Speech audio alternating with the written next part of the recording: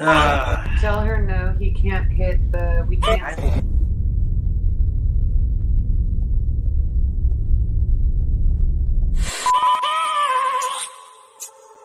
I have a dream, that's all I need. I'll make it happen with some work and belief. Know what I want, so I'll take it on. I've made mistakes, but mistakes make you strong. Let's break it down for a minute. I want the crown, I'm gon' get it. You hear me loud, man, I'm winning. Yeah, Charlie Sheen will be grinning. These ladies know that I'm sinning, and this is just the beginning. I'm closing in the night inning. There ain't no point in resisting. Living life like a dream, live it right, that's the thing. Every night, got a team, I've been tied to the scene. Out on stage, here on screen. Okay, this a dream, and I pray as a team. One day, it'll be me. If I want it, then I get it. Head down, don't regret it. Push myself to the limit. If I play it, then I win it. I'm just saying, I'm just living for today. For a minute, I don't stay, I just visit. Have no shame, I admit it. Looking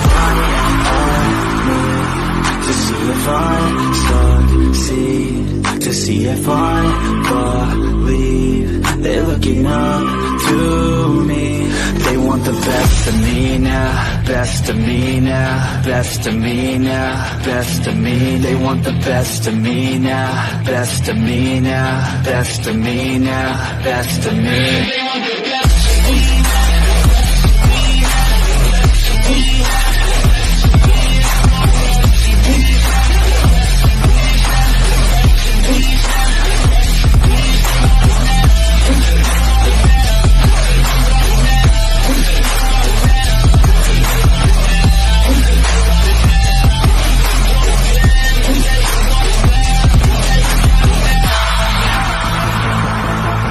Swear to God, man, I'ma make it soon.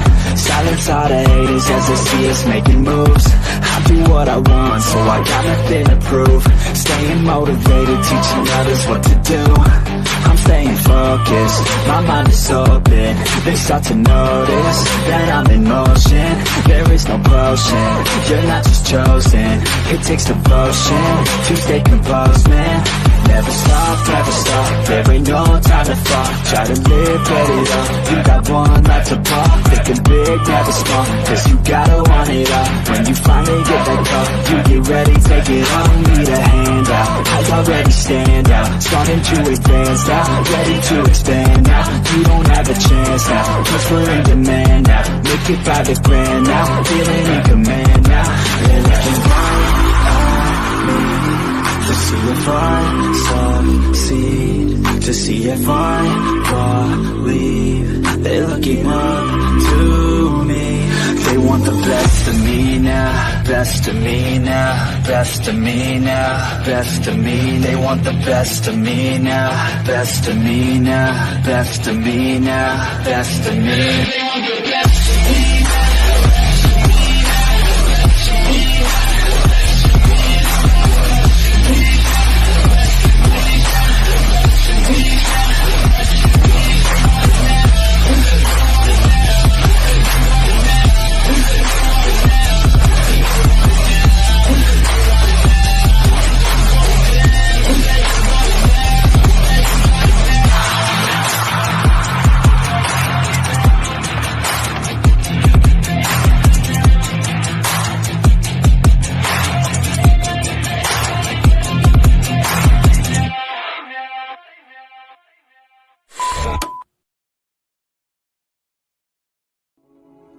Welcome to Unique Prepping. My name is Zach, and the reason why this channel exists is because I want to build a community of prepping, homesteading, freesteading like-minded people who want to learn, grow, and build a beautiful future together. My goal is wanting people to understand that no matter what life throws at you, physical limitations you have, or situation you may encounter, we all can unite and fight for our future generations to come. The reason why I'm so passionate about the future is because I was born into this world dead for 27 minutes, and I believe that when I was unconscious, God retrieved me back into heaven, replaced my abilities to walk and talk normally with the ability to have a powerful brain and heart to build a beautiful community, to hold the line and have a freedom that we, as God's children, deserve. Welcome to the channel, and let's learn together.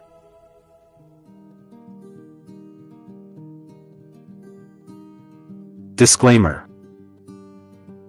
While this stream is intended for everyone, some views expressed by guests or in comments may not reflect that of the content creator or sponsors.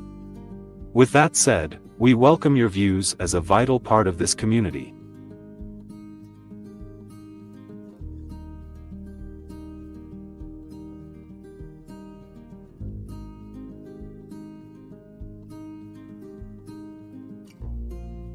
And now it's time for Unique Prepping's Community Live Stream.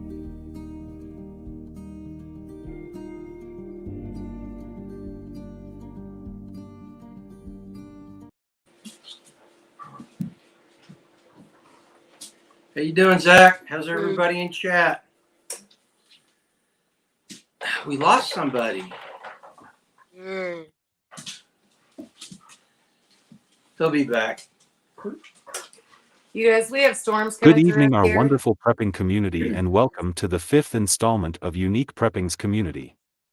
I'm your host, producer, and community member Unique Prepping, and with me are our beautiful community members Grumpy and Yoda from Grumpy Acres Farm, and then Tag from LifeDoneFree. In the description down below, I put the links to their channels. Please go subscribe to them and help this beautiful community keep growing. On tonight's episode, we will be discussing community and why protecting our children is so important. But before we get started, how are you guys and gals doing this evening? Tag, you want to start? No. We're doing good. We just got off festival and got a few weeks before, so now we're just trying to clean up, get rest, and get everything going. Time to get everything in the ground. Yep. I've got a lot in, and now we're getting more in the ground, so going good.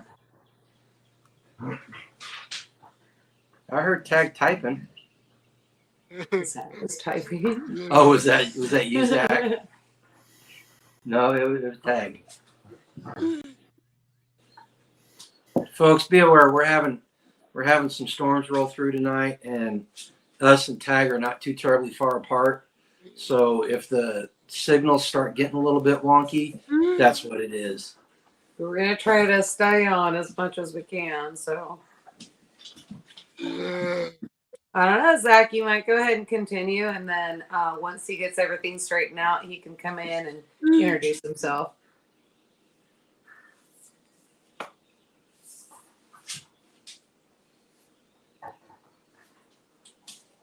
That's good news, and I'm doing pretty good myself, thank you. I wanted to cover this topic tonight because the children of ours are so special and important to us and our future generations to come. Sure, I might not have children of my own, hopefully someday, but I think that it's very crucial to be able to actually protect and raise children the loving and nurturing way. This is why communities are so important as well, because it builds a strong, loving foundation around the children to where they don't have to worry about the consequences of the world. Also, I found articles that I want to read and let people understand why we should move forward in the community direction. But before we begin, do you guys have any thoughts you want to add? Well, you gave us the questions earlier today, and I was doing some reading and coming up with some ideas. And the one thing that struck me, the idea that came to me was a healthy community promotes family. Are you there, Tag? No. Nope. I don't know. I have no idea.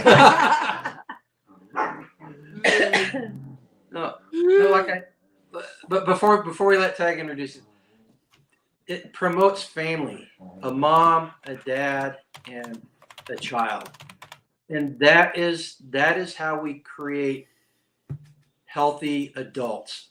Now, every family doesn't have a mom, every family doesn't have a dad, but the community helps promote that stuff. And that's the one takeaway I got from everything that you asked Zach. Oh, you're looking at me. You want my Well, opinion? no, you got anything? I don't know. This is my wheelhouse. So I look at things a little bit different. I think women play a role in the child security, and especially when it comes to camp and that kind of thing, new members coming in and that sort of thing. And then the men themselves, they're the ones to make sure if we've got work days and we're hopping around and doing that, safety is an issue. So we try to make sure, because those boys will, and it doesn't matter how old they are, they could be 8, they're trying to keep up with the grown men just the same. So we all play a role. So it's important to make sure when you build your community, you build it strong. Yeah. And vetting. Gotta vet. Zacky Poo. Is that your nickname, Zach? Do we need to get you a Zacky Poo name tape? Is there a Zacky Poo tactical patch? No, but we can get one made.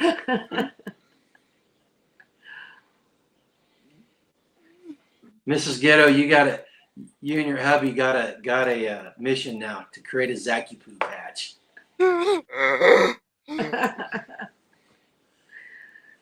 Oh my.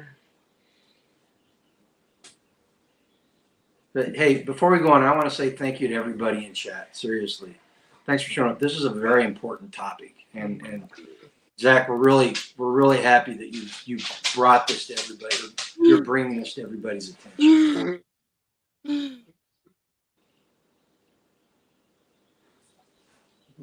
All right, you ready? Well, I'm ready when he's ready. Zach's gonna start asking questions. Okay, And we're gonna. let's get to it. Poor Tag. I know. I'm gonna give him. I'm gonna give him No, grief. you about don't it. need to. He's giving it to himself right now. You know that as well as I do. Yep.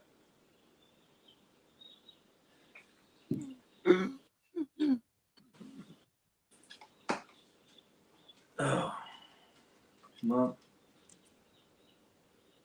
My sister used to call me Zacky Wacky Poopy Head. No. That's a lot of typing there. That's a lot of typing there. Well, okay, so here's the deal. While he's getting the question ready, everybody has to understand. You don't get to choose your own nickname in the group. Everybody else, you don't get to pick your own call sign. Somebody else has to pick it for you. And when they pick it, you got to take it. Just ask Skanes. Skanes got her nickname this weekend at Midwest Preparedness Festival. It blows her heart. She's like, I don't want that. Don't call me that. Like, too late. It's done.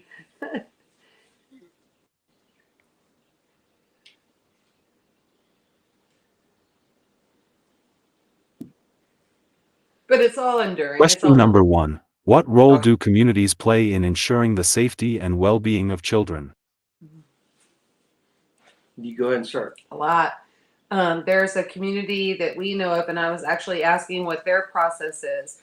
As new people come in and they want to come in, there's actually a background check that is done to make sure that they are not pedophiles, anything like that, no charges. Now, even though their sheet is clean, that doesn't necessarily mean that they don't do that. It just means they haven't been caught, right? So when we're together, we try to vet. And that takes years. That's not something that you're going to be able to do overnight.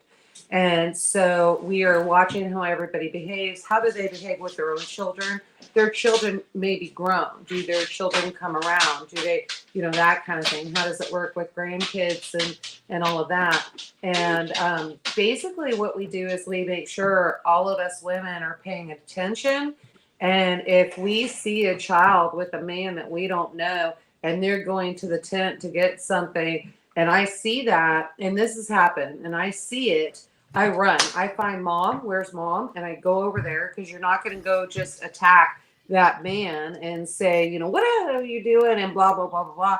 But I go to mom, and mom says, yep, she's going to get a cookie, and she's still counting because they had so many seconds to go get that cookie and come back. And we're talking like this mom is pretty strict. It was like they had 8 seconds left by the time I got to her. So that's what we do for each other and kind of make sure that that works that way. We also make sure if the kids are older kids are coming over and they're farm sitting or doing that, we make sure that every precaution is taken. So if somebody's staying here or staying, on other people's property, we take every precaution to make sure that, okay, you are gone. Because you can't have an older man staying where there may be a 16-year-old girl watching the house, right? So we take those precautions. It's just being aware. I think I have a different background in that because I spoke a lot and teach a lot on human trafficking, child trafficking. I worked in that for a long time. And so my senses are probably on higher alert than most. And so you start there. And then, like I said, with the men, when we do work days and that kind of thing, you'll have a lot of young boys and we watch the boys too on that aspect. So it's not one over the other. We watch them all.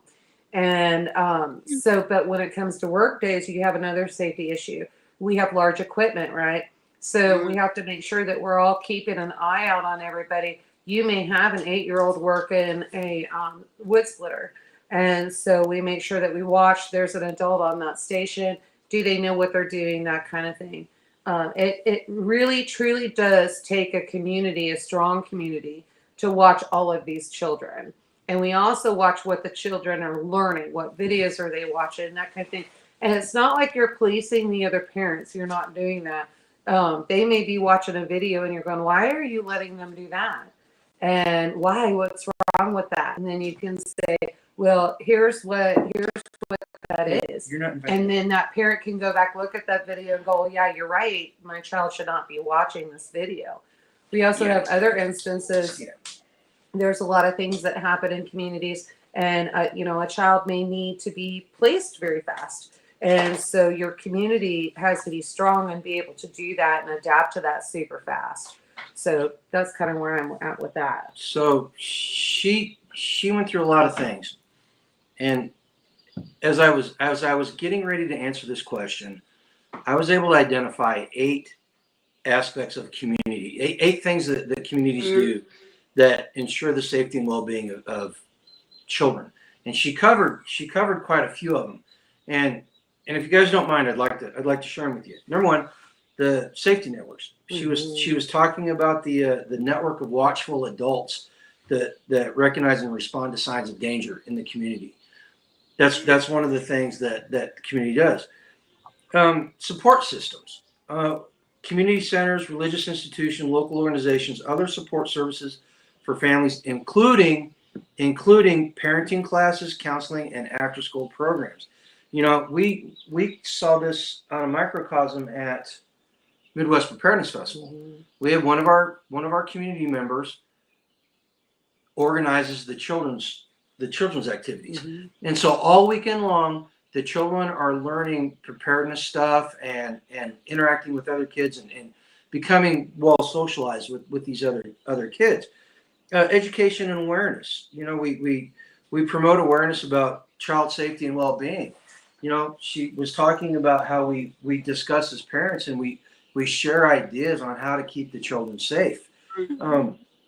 Recreation and extracurricular activities. We create things to take up their minds. That's one of the big things with the children's activities at Midwest Preparedness Festival. It's one of the main reasons they do it is to keep the children engaged so they don't get bored over the weekend. Because no kid wants to spend their entire day doing adult stuff, especially the young ones. They don't understand. This one's kind of a. I saw this one and I included on the list. Health services. Local health clinics, community health initiatives ensure children receive necessary medical care and health education. In today's society, the government has tried taking that role over from the family and the community. And that's one of the things in our community, it's been more of a post-event discussion. Something bad happens, the SHT happens. Remember we were talking about building clinics and stuff? Things like that don't come about. There's a fantastic book. If you guys can find it, it's in PDF format. It's called Where There Is No Doctor. And it's written by a couple of guys that went into Peru and went up into the Andes Mountains and were providing healthcare to these communities where it was literally a week-long walk out of the mountains to get to a hospital. And today, whenever we've got healthcare services right around the corner, you've got most people in the United States can call an ambulance and it'll be there within 10, 15 minutes, right? We live out in the country, so Further for us. we found out firsthand it takes a little bit longer for it to get there, but it still gets here, right? That's not always guaranteed. So as part of community members, we need to be thinking about these type of things as we go forward. A safe environment. That's the big thing we're talking about. Making sure that the kids are in a safe environment. You know, we work together to create physical environments that allow the kids to be kids. You know, parks, community centers, stuff like that. This one may seem a little weird. I'm not gonna lie. This one may seem a little weird. Advocacy and policy. Community members and organizations often advocate for policies and laws that protect children's rights and promote their well-being. We are seeing this in our country right now. The fact that there are grown adults that dress very strange and they want audiences with our children. You know, there's something wrong there. And as part of the community, I love these communities that go in and say, no, we're not having cross-dressing library day.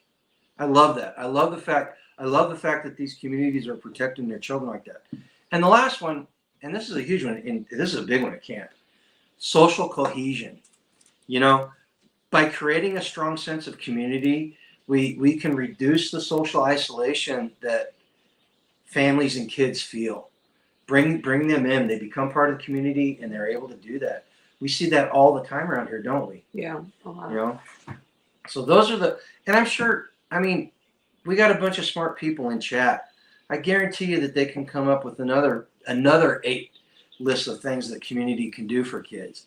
You know, those are the ones that I came up with just after a little bit of reading and cursory exploration.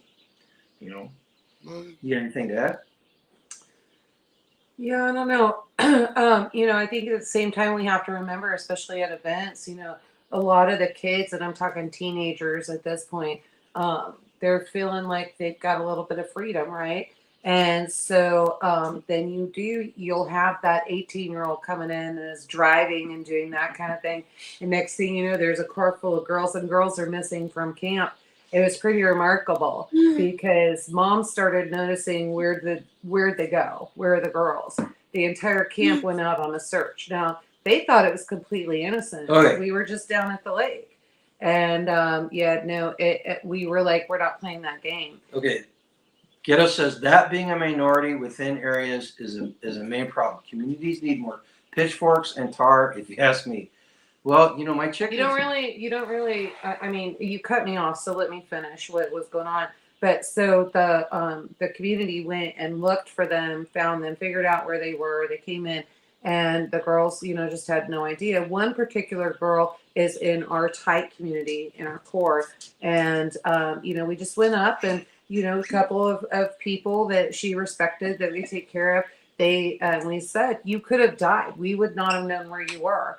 And, you know, we don't want you to die. Don't do that. You have no idea who this boy was. He just showed up. He got in his car. Here's what happens. So we were able to give her a lesson on why you don't do that. And she was embarrassed enough that because of the 2 people that went up and said that, she was embarrassed enough that she never has done it again. Right. And so those are the type of things. But there's also things, you know, you have a lot of parents homeschooling and that kind of thing. No cell phones till you're 18. No boyfriends, no dating until you're 18. And a lot of people go, man, that's really crazy. And that's kind of strict. Why would you do that? Well, I think society now has pushed so much adultness on the younger kids. Why? We don't need that. We can cut that off. We can cut it at the knee and stop it so that kids can just be kids. And then when they turn 18, we can say, okay, now here's what to expect. Here's what's going on. And there's several different kids in the community that, you know, they want to date, but why? You're not at the age. Just talk on the phone. Call the house. You don't need a cell phone. You know, you can talk. The problem is they want a cell phone because they want to be private in a bedroom somewhere where you can't hear them. But on the house phone, they're in front of mom, dad, and brothers and sisters. but that's the way it should be, right? And so there's that. So you just have to look at it from different aspects. You can think that things are as safe as possible, but remember those kids are learning other things, so we have to try to remind them. And that's what community is for. And it's not that we're telling that other parent, you didn't do a good job, you didn't raise them. We are supporting that parent. And we are saying, hey, let's help you out. And that the parent in the core, we don't have that. The inner circle, we don't have that. Nobody's yelling at each other for getting onto each other's children. It's not really that we're getting onto them. We're keeping them accountable like we keep each other accountable. The adults keep each other accountable. And it works. Anybody that grew up a Gen Xer, everybody on the block was your parent. You could not make it home without somebody calling your parent and saying, hey, your kid was doing this. Right. I have it twice as bad because my parents were school teachers. Yeah. So I got it at school even. My kids would get so mad because I worked at the bank and it's a small town, and I would have people calling, do you know where your son is right now? And well, he should be walking home to Drew's house. Well, I saw him up on Country Club Road, and I said, which way was he going? Was he going east or west? And she was like, he was heading west. Yep, they're going to Drew's house. They were coming back from a dance at the VFW.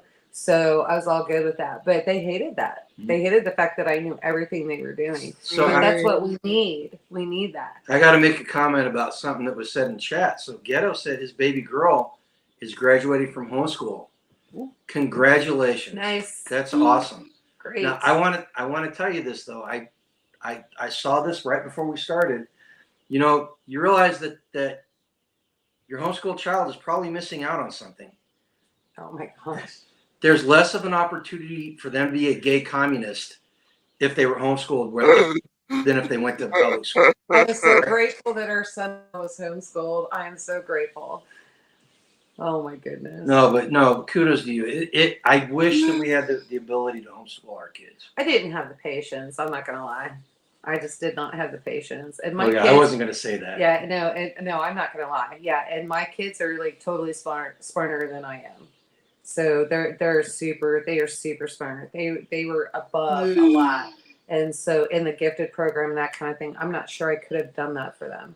I think I would have just got frustrated. So but I did make sure, even though they were in public school, we were in a small town, and I made sure that I was always there. So any opportunity as a parent, I got to be there, I was there. And the kids loved that too. In fact, they told me, I went back to work and the kids were mad, and I ended up having to quit my job because they wanted me home and active. So, yeah.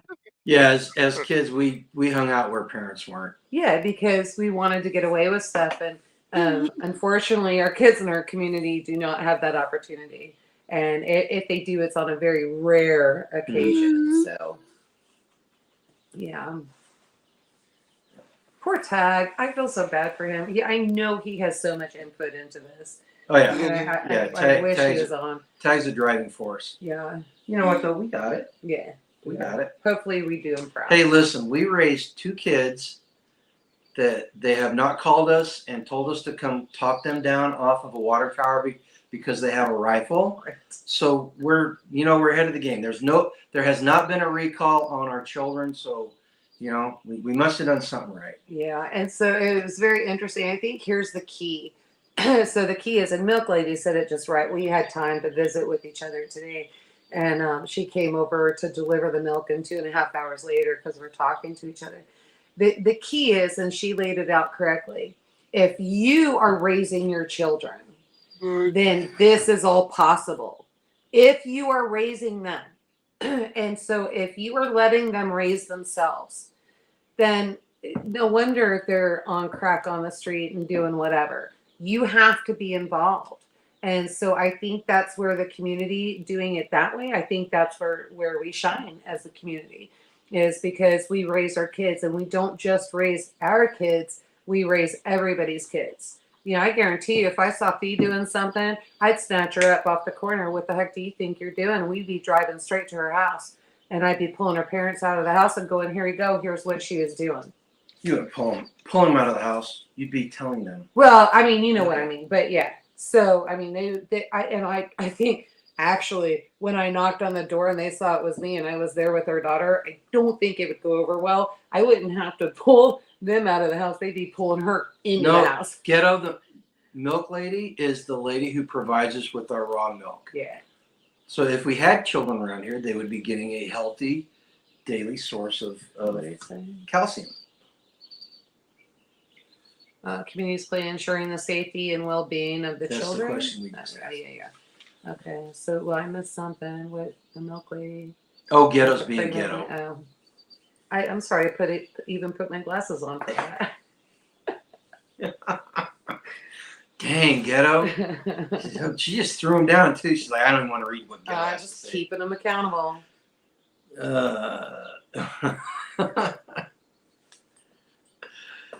Oh. But yeah, so that's Well- kind of how we do that. Well, and like I said, all these things that we're talking about, they're going to promote healthy. A healthy community is going to promote a healthy family, and a healthy family is going to create a healthy community. Correct. And when I say And a that, healthy child. and when I say that, I understand that again. Not every family has a father. Not every family has a mother. We have single moms here. We've got single, yeah.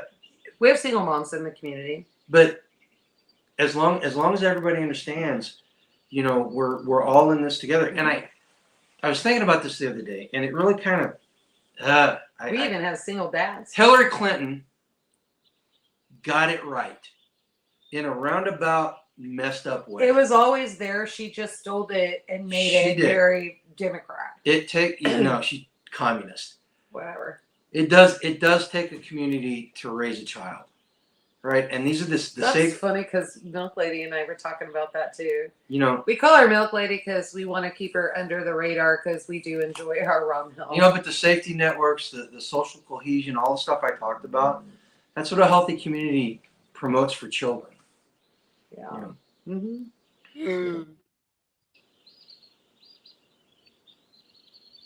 Let us know when you're ready for the next question, Zach. Well, he may have something. Unfortunately, my schools were calling protective services every opportunity they could get over me.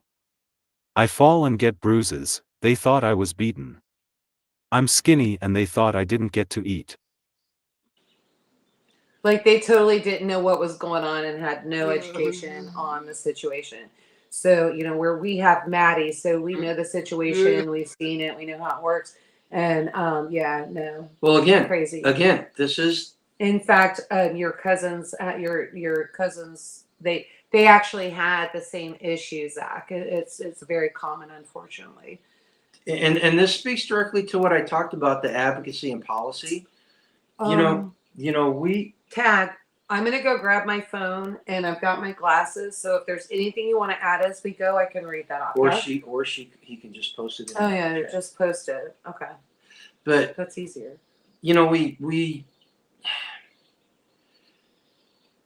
today whenever we still got a functional government, semi-functional, partially functional, I don't know, you call it whatever you want. These are the things that as community members we need to talk about, and we need to be involved. All right, we need to be involved at the local level. We need to discuss these things and bring these up. Too many people turn to the government, and they've abdicated their rights to the government in raising children. And The schools say they can do it better. They can raise our children better than we can. right. It's ridiculous, absolutely ridiculous. And then you've got a drag queen in the library, and then you've got a drag queen doing the Free Palestine. I don't even remember. I think it was like Old McDonald thing. Just absolutely insane. When these young children don't even know where Jordan is, they have no idea what the Red Sea is. They have no idea. Shoot, we have college kids right now screaming the same thing. They don't even know where that stuff is. And so, they have no idea. And I personally never wanted our children, I never wanted them to be programmed. In fact, we had a very interesting concept in our household. You know where I'm going with this, don't you? No, we deprogrammed. We our children. deprogrammed our children. So our children would get home. G would get home from, and I didn't press them. I said, you guys get your homework done, or if we had sports, I was running them practice and getting all that stuff done. And then dinner time was deprogramming time. And so we would sit down and eat, and G would be like, okay, so what'd you learn today? What's dinner? Put your glasses on. Tag stirring pots. Oh, yeah. Anyway. And so I'm sorry I put my glasses on for that comment. And so anyway, but at dinner we would have the deprogramming. And so we would deprogram our children, and it literally was, what did you learn today? And they got a different version of history. And we'd be like, no. And their grandfather was a history teacher. Their dad was in the military and went to military school. And so they couldn't even argue with us. And but they would really get mad. They're like, how come they taught it to us that way? I said, because they're stupid. Let's address Tag's question. What? I mean, it's kind of a contemporary issue. I mean, it's something that is very concerning. Because What role does the community play in a child's gender identity? Number one, the first thing. Children be children. We don't tell them that they're a different No, the first thing we do is as adults, we provide positive role models, and this is something I'll talk about later with one of your other questions. But since it came up, we're just going to jump forward. Yeah, good. Number one, we provide positive role models. Yes. You know, and not every female is going to be a girly girl. Not every guy is going to be an alpha lumberjack male. I'm sorry, but you can. I know you put it that way, but I think what we teach is that girly girls can also be strong girls and women, and they can be out gardening and be up on a roof. I think Tag's wife is a perfect example. She could be a girly girl. And so, but she gets up, she's putting roofing on, she's bricking, she's up 2-3 stories high. And like, how in the hell are you doing that? Because I'd be scared to death. And I mean, I had to overcome a lot when we were building the cabin just up on the second floor. And so, but we teach them, yes, you have responsibilities, but you are a girl. Actually, that never nobody ever questions in the community. None of the kids question if they're a male or female. Okay, and that's the next point. That's the next important point. Is she talked about deprogramming our kids. We need as adults and community members, we need to provide our children with good information. Excuse me. Okay. If another adult accepts or encourages or even talks about my kid's gender, he or she is going to need some stitching. Yeah, we don't have that issue either right now, and I should not have it. Those type of people usually don't want to be around us. Yeah. So there's that too. And that in a roundabout way is the ultimate point there. If your community is engaged, it's helping raise everybody's children, and we look at other people's children as our own to protect, then these type of things don't happen. These type of conversations don't happen. Now, we've got our inner circle, we've got the bigger community, and then we have the core inner circle community, and then extended. So the school board or the school system, they may promote something like that as part of the community. Even if you don't have children in the school system, you should be going to the school board meetings. You should be going and you should be making it heard. Mm-hmm. You should be talking to people. You should be supporting people that are trying to make positive changes. And it works. We actually tomorrow night we're supposed to be at the commissioners meeting, and now the commissioners will not be there. So we will see what happens next month. Magical chat. Are you on all chat, local prepper, or are you in top chat? You know this. I don't even know why I asked him that. He's. I don't know. He's a Marine. We're all out of red crayons. You ate them already. I'm not sure what to do.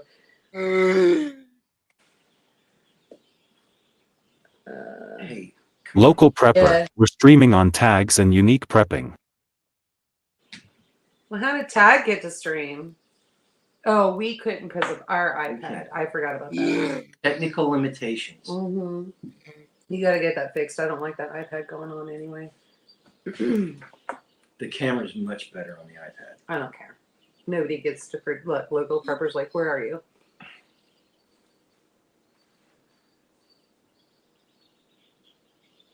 Communities serve as a crucial support network for families, offering a wide array of resources, guidance, and protection for children. Yeah. Within the fabric of a community, various institutions and individuals collaborate to create environments conducive to the well-being and development of children. One of the primary roles communities play is in fostering a sense of safety and security. This is achieved through initiatives like neighborhood watch programs, where residents band together to monitor and safeguard their neighborhoods, deterring crime and ensuring a safe environment for children to play and grow. Absolutely. Yeah. Absolutely. Schools are another cornerstone of community support for children. Beyond providing education, schools often serve as hubs for a range of services aimed at supporting students and their families. This can include counseling services, nutritional programs, and after-school activities, all of which contribute to the holistic development of children. Moreover, schools serve as a vital link between families and the broader community, connecting them to resources and support networks that can address various needs and challenges children may face.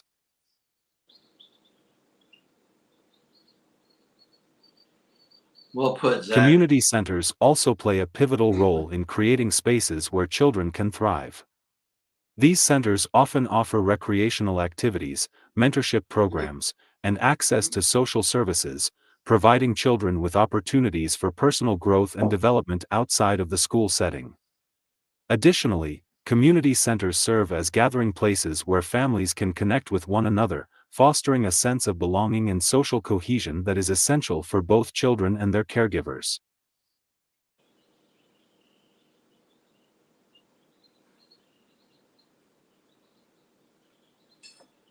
Yep, this. No, I don't. In do yet. essence, communities serve as a protective shield around children, offering layers of support that encompass both physical safety and emotional well-being.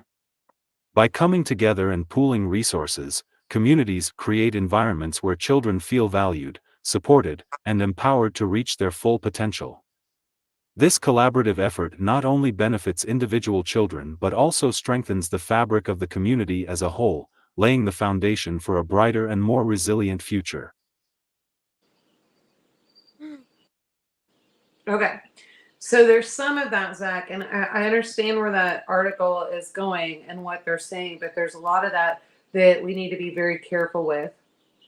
Parents need to remember that just putting your child into a community center and getting that does not mean that they are protected. There are predators there, and they are going to go after your child.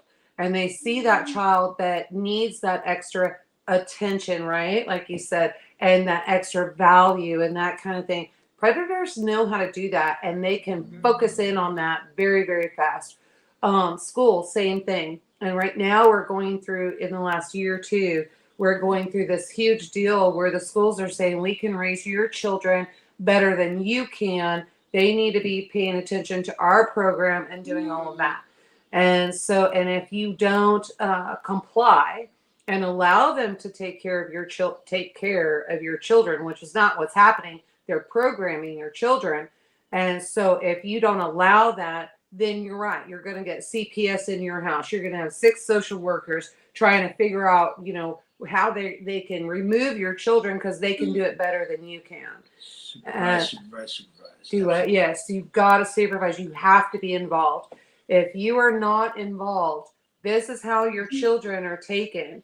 And I'm telling you right now, that child, if that child feels more valued by that predator than they do you, that child will go missing. And then unfortunately, people like me and what I did in my past, people that are doing it right now, they are the ones that are having to save your children from being pushed out of a diesel truck on 70 highway. Bear Independent right now is doing what I did. He's doing a lot of that. I never did the rescue portion.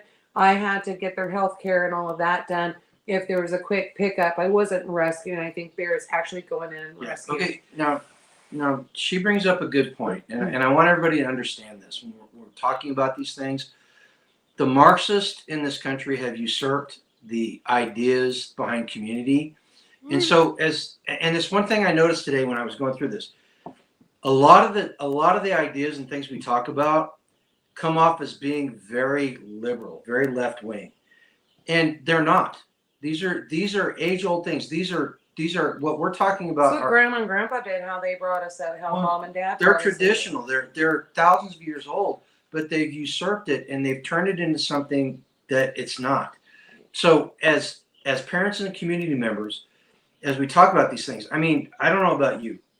I talk about health initiatives, and that's so Marxist and communal that it's not even funny in my mind. But I started thinking about it, and yes, it's a community issue. It is something that patriots and conservatives need to think about, and we need to think of advocacy. Advocacy's got a bad name in this country now to a lot of people because of what the left has done to it. No, we need to be advocates. We need to be advocates for our children. We need to be advocates on behalf of our communities.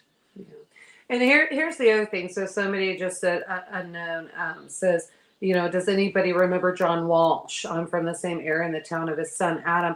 I do remember that.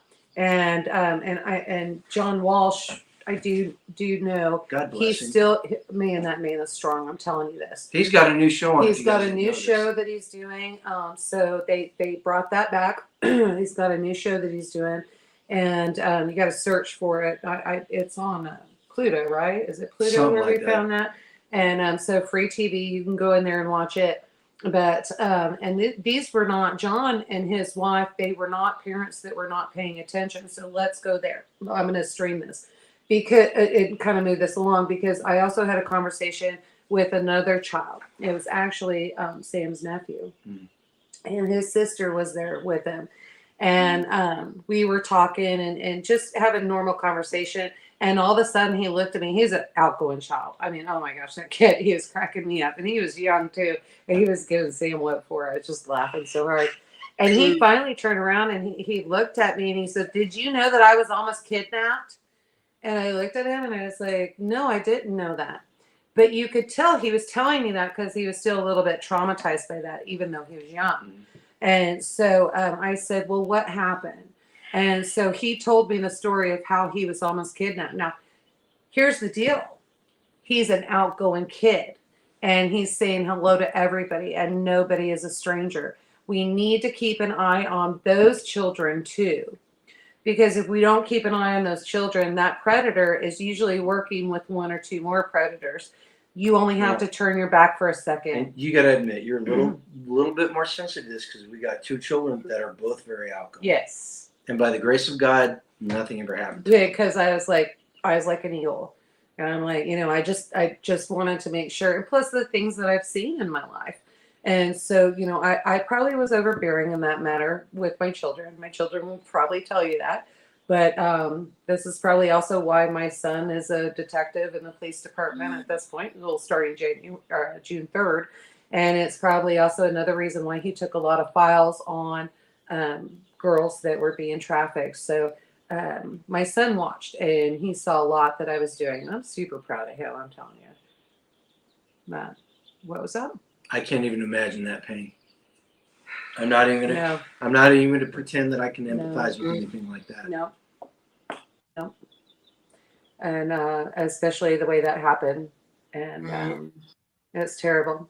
So we have to make sure that we see both ends of the spectrum. Your kid doesn't have to be depressed.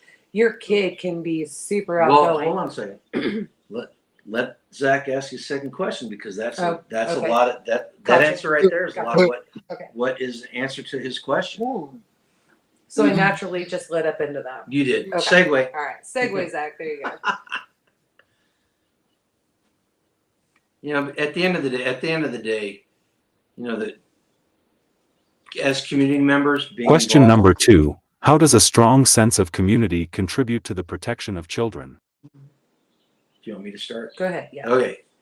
So I, again, doing reading and doing a little bit of research, I got 10 points.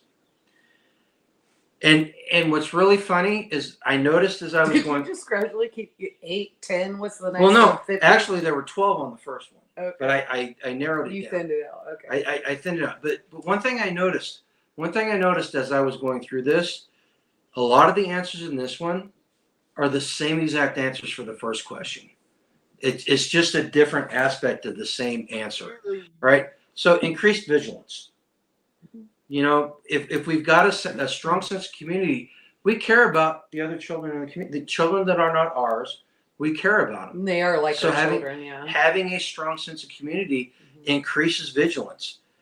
And having the community, you get to see these children grow up. So a lot of them I've known since they were babies. Right. And so they are like ours. And you were talking about the social networks. Mm-hmm.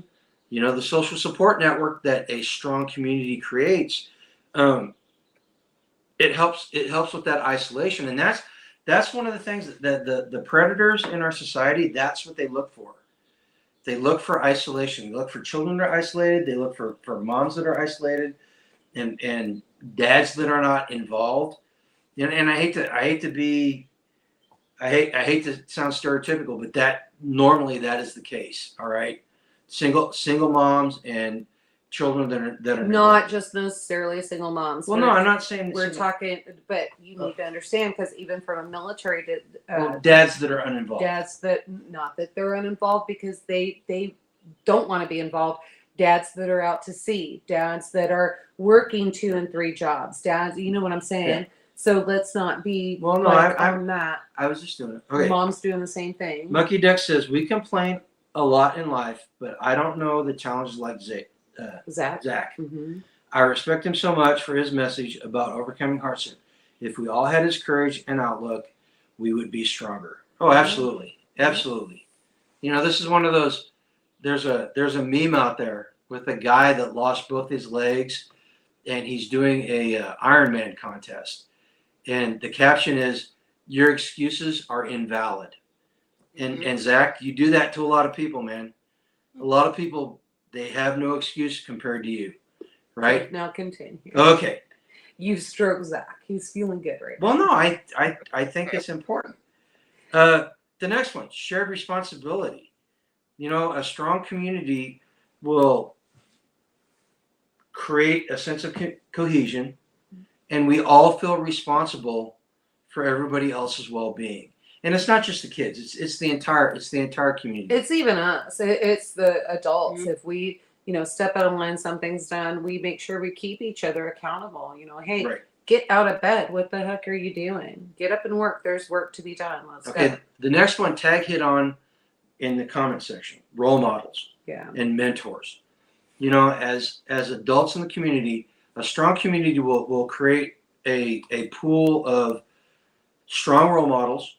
Men that are men, women that are women, and mentors, people that know things to teach these kids.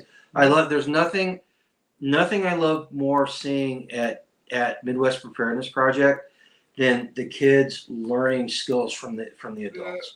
That is so awesome. There's nothing more than I love than watching the kids fight over who's going to help me in the kitchen. Yeah. Because they want to know how to cook. But they learned how to make fire this weekend. Yes. They enjoyed the fire. They learned how to make fire. Yeah. Right? Yeah.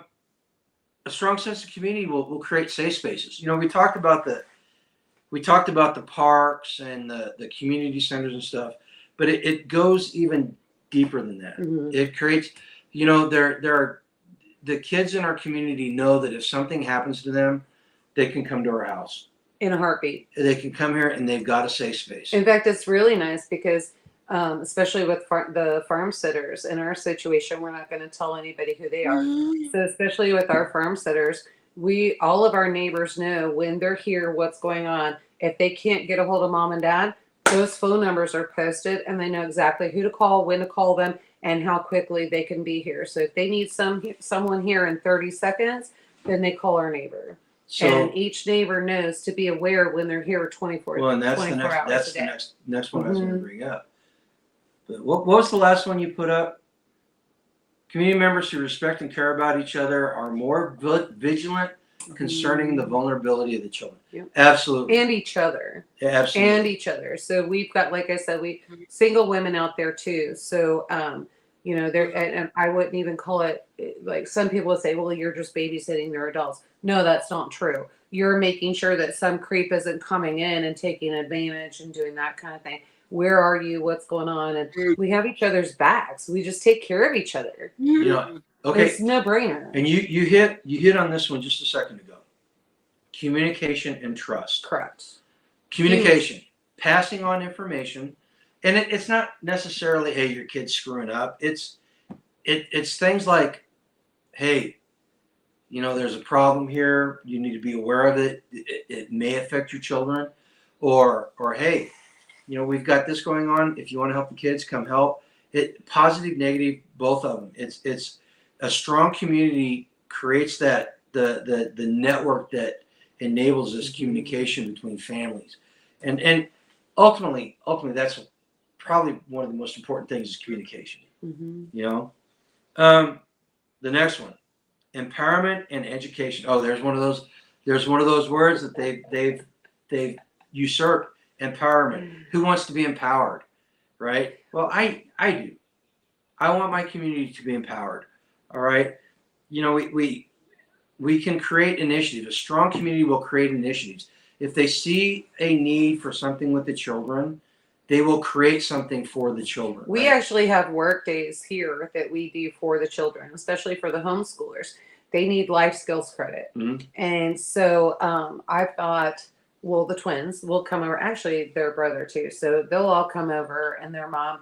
And I'm like, getting ready for a festival. And she's like, oh, kids need work skill credit. What can they do? I'm like, get over here. So they're cutting peppers. They're cutting onions. They're doing all the stuff that I hate to do because my eyes are tearing up and all of that.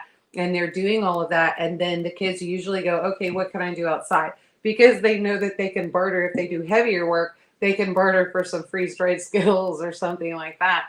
And so they come over and they get that credit. The other kids, they do the same thing. So they can come over, they work their butts off. I mean, these kids, I'm telling you, they work more than most adults that I know. And so they'll come over, work hard, and they get that credit for life skills, which I think is beautiful that we can do that in a homeschool community, and they don't offer that in a public school. We win. Okay, here's one that's gonna trigger some people. Community policing. A strong community will enhance bonds between the community and local law enforcement. I know that's a bad thing. There's a lot of people in the prepping community, and they see the police as bad. Yeah. Simple fact is, as communities, we need to have a good relationship with law enforcement. If we don't have a good relationship with them, we can't talk to them. The correct law enforcement concern. Well, okay, yeah. But you need to check your county. You need to make sure when you're moving into the country. Good point. What your law enforcement is like, because if you're making friends with communist policemen that don't care about your civil rights, then why would you go there? Well, and here's right? that's the point. Right. That is the point. If your community is involved, you will not be engaged with the police department like law enforcement like that. Right. If your community is involved, because we vote in our share. Yeah, the police force in any given community is a reflection of the community. Yep. Now, I listen to people in big cities talk about how bad the police forces are. Our son's in a big city. Ours around here. Remember what he said? They actually had to kick St. Louis Police Department out. Oh yeah, I wouldn't deal with St. Louis anyway. But we build these police departments and these law enforcement agencies, and so you get what you tolerate. We community policing. If parents are involved and the community's involved, the police will react to it and they will respond. And if they're not, then we vote them out. Okay. Mucky Duck. Mucky Duck's been saying a lot of good stuff. A lot of good stuff. Okay. There's nothing the doctor can do which will overcome the patient will not do. Likewise, little the community can do for your kids, which will overcome what you will not do for your kid. Absolutely. It's the individual's responsibility. And I would hope, folks, I would hope that as members of your community and as people that think about a life done free and a constitutional government, a constitutional republic, I would hope that one of the biggest things that you're promoting in your personal life and your community life is personal responsibility. Ultimately, children that do not have personal responsibility Fail. will not be productive adults. All right. And they may not like it when you're doing it to them. I know I didn't. I know my children didn't. But at the end of the day, it makes us better people. Yeah. It makes them better people. So no, Monkey Duck's actually 100% correct. You know, it's the individual, and that's where it all starts. You know, the community's not going to start accidentally. Yeah. It's not going to start with somebody else doing something. The reason why we are where we are in Kansas and doing what we're doing is because I, for many years, relied on somebody else to build community for me. And then when it came to the point where it was necessary, I realized it wasn't going to happen. So instead of living in my beloved state of Missouri, I am in Kansas around a bunch of KU and K-State fans. God love them. They're a little bit retarded, but they're good people. I'm joking, but seriously, you know, it's your responsibility. It's your responsibility to build community. It's your responsibility to protect your children. It's your responsibility to educate your children. However, you should surround yourself by people who find it their responsibility. Oh, nice segue. That's the next one. Well, you already went through that. The mentors and role models. No, Tad said something about that, but we can get deeper in that. You know. So, Zach, if that's a segue for you. Well, hold on. Oh, you got more? Sorry. Okay, you'll like this. I got ahead. Cultural norms and values. Oh. As community members, we are transferring our values and our norms onto the children. All right. Mm-hmm. If say you've got a kid in the community, you're in the community, you've got a kid, and you've got somebody who is promoting values and norms that are contrary to what you believe. That somebody has got to go. Well, you know, they got to go. Well, or we talk to them and they change, or I don't think somebody like that would actually get into our community, but I'm just saying. Bingo. Yeah. Bingo. You hit it. Somebody like that would not be in our community because our community is promoting those type of values. And they get norms. vetted too. So you know, and they'll leave on their own. Yeah, because they won't be happy here. They'll leave on their own because they'll realize that their views are not welcome. Right. And the last one, resource availability. Communities with strong social ties often have better access to resources and services such as healthcare, education, and social services. Mm-hmm. So if you build a strong community, you're going to have these resources available because everybody's thinking of the same way, and we're all pointing in the same direction. Right. Okay, the unknown. Okay, I have to say the name out loud. The Unknown Knowns by Void. That's an excellent name. Yes, sometimes you have to relocate.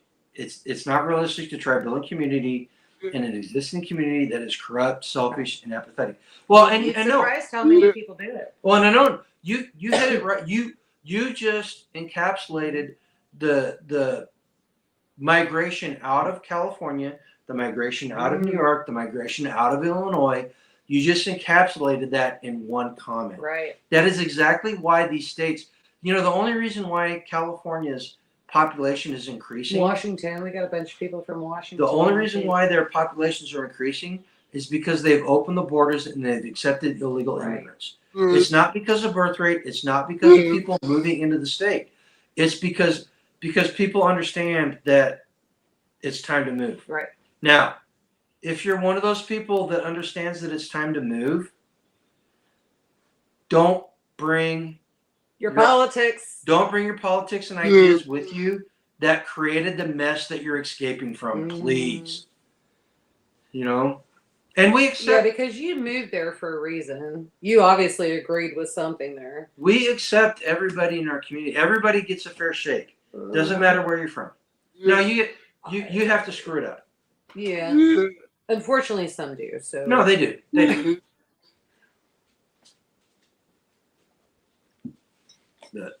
So that was the last one, and I hope, again, I'm sure people in chat can come up with 10 more ideas behind Right. what a strong community can do Sure. for kids. You know,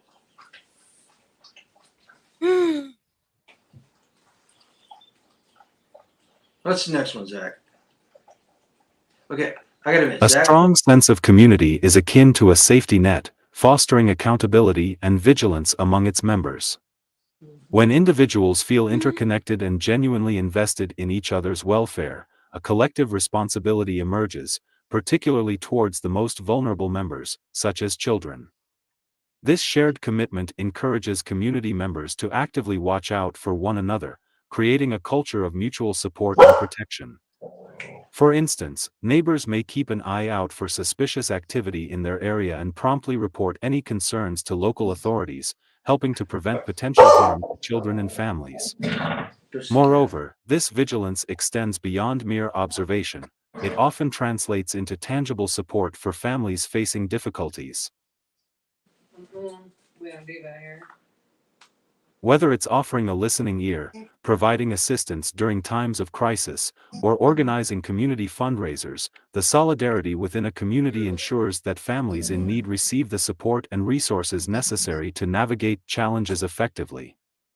Ultimately, this interconnectedness not only strengthens the fabric of the community but also serves as a powerful safeguard for the well-being and safety of its youngest members, ensuring that they grow up in environments where they feel protected, valued, and supported. You know what, Zach? You know what the most important thing you just said there was the safety net. So there are forces in our society and in our government that are purposely trying to destroy the safety net that communities provide. They are trying to replace the safety net that parents and communities provide with the government. Right? That is our responsibility. That is something that we need to combat on a daily basis. We need to build that safety net within our communities, and when we do it on a micro scale, it translates into a macro scale, and it grows. You know, so I think safety net, absolutely.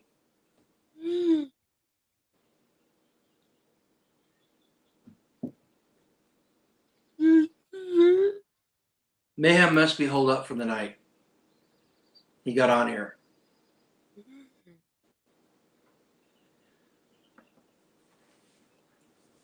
All right, what's the next question, Zach? Hit me up. Hit me.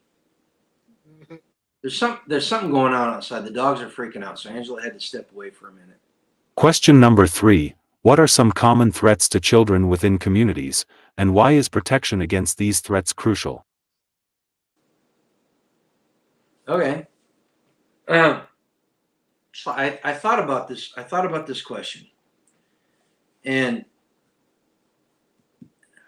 how do I put this?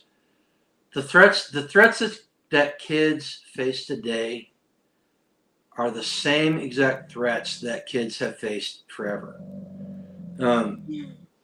There are certain aspects of the human nature and our society that transcend time, and children are going to face these things no matter what we do. All right, and the problem that we run into today is that the left, the Marxists in the country, for some misguided reason, think that they can make them go away.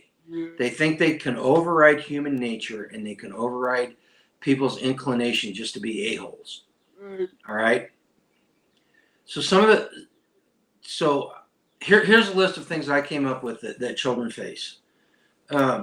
First one, abuse and neglect.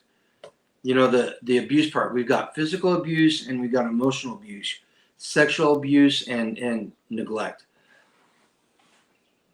Parents that are not engaged will have this will manifest itself if the parents are not engaged. All right.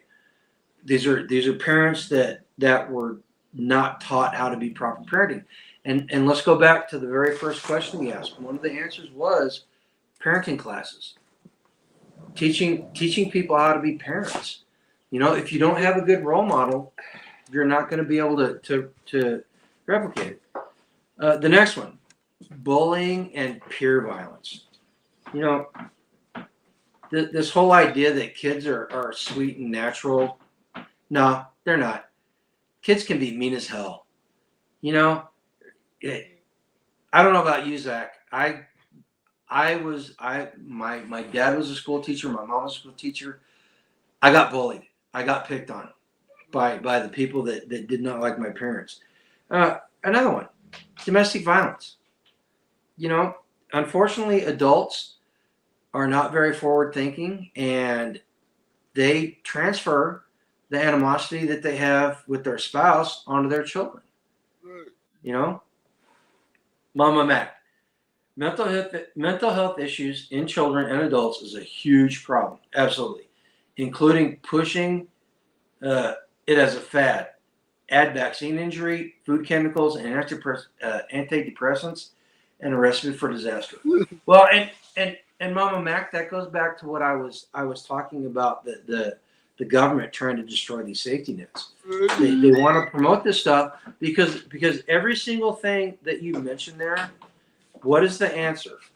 The answer that the statists give is more trust in the state. All right, we need to be promoting trust in the parents. We need to be promoting trust in the community. The next one, substance abuse. It can lead to neglect and create an unsafe environment. You know, if your parents are on drugs, personal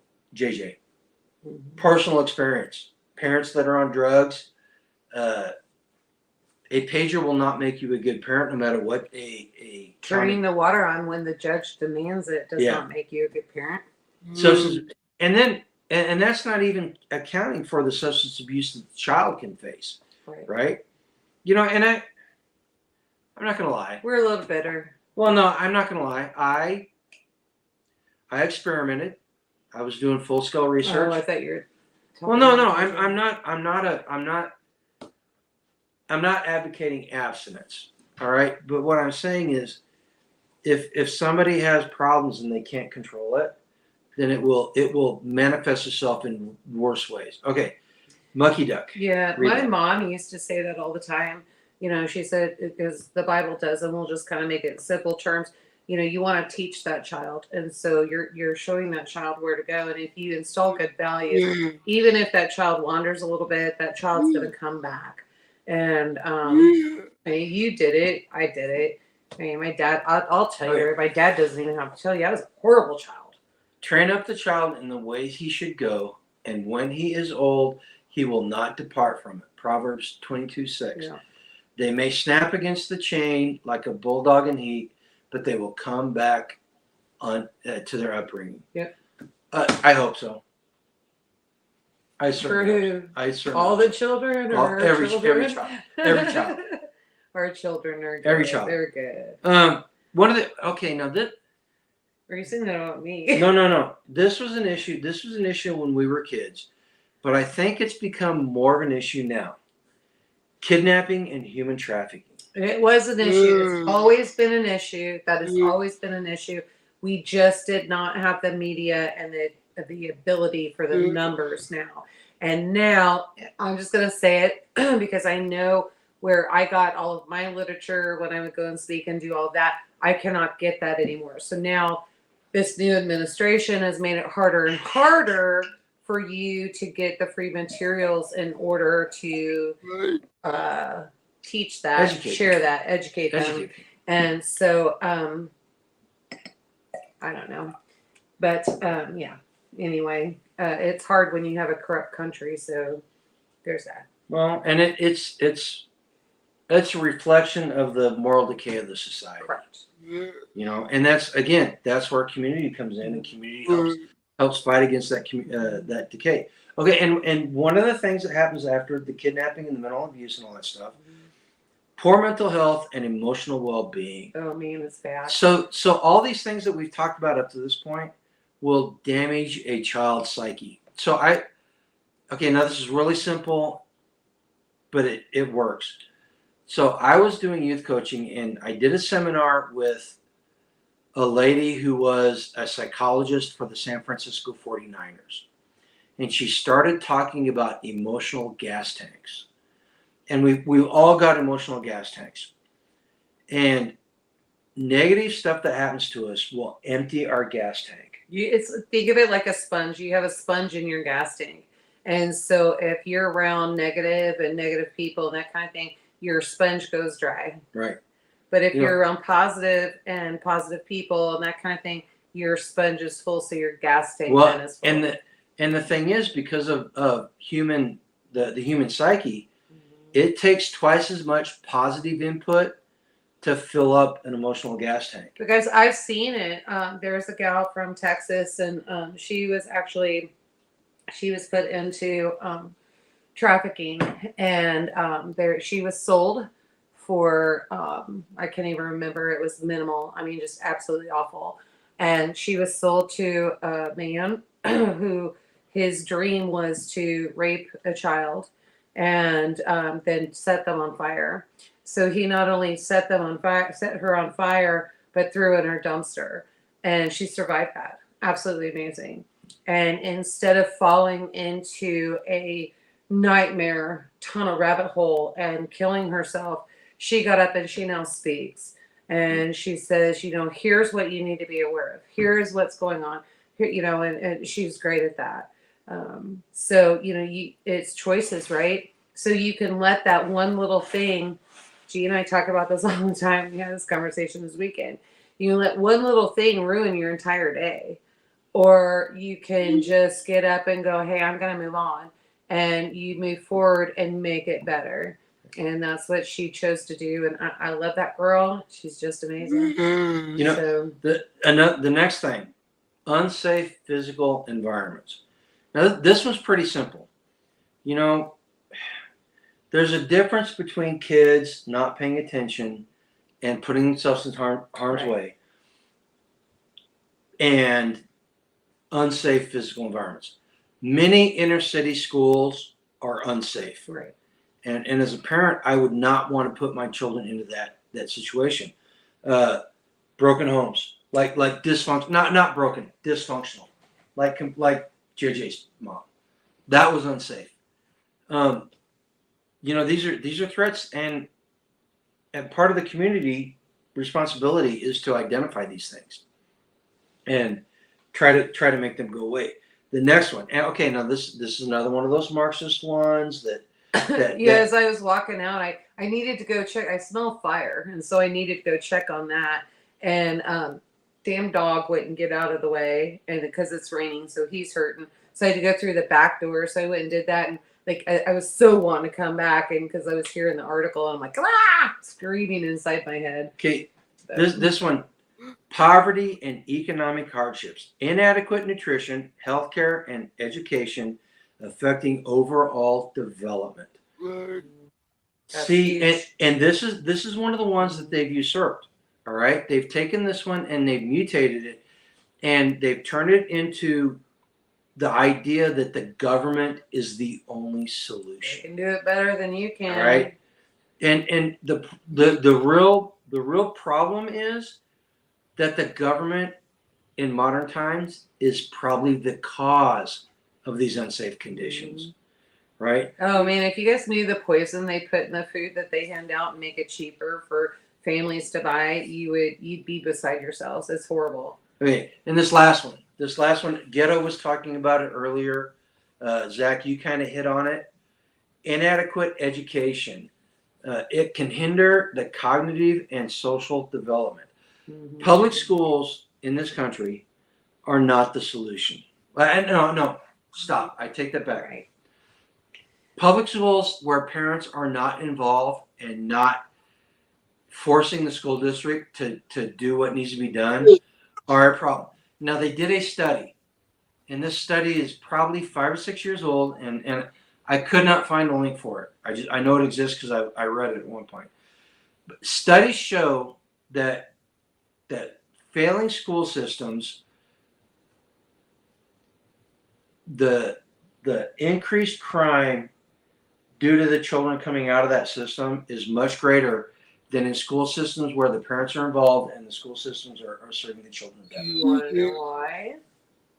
Well, it's because they're You not. want me to answer? Or you think that's the only reason why? Well, no. Because of the Twinkies that are in the cabinet, the cupcakes that are in the cabinet, burgers at McDonald's, all the sugar. Oh, let's add in red dye. You So know now what? you got You know red what? That, dye. you know what? That yes, that's a problem. It causes cognitive issues, and I deal with this even with adults. They come to me and they're like, "I'm dying of cancer. How much sugar are you eating?"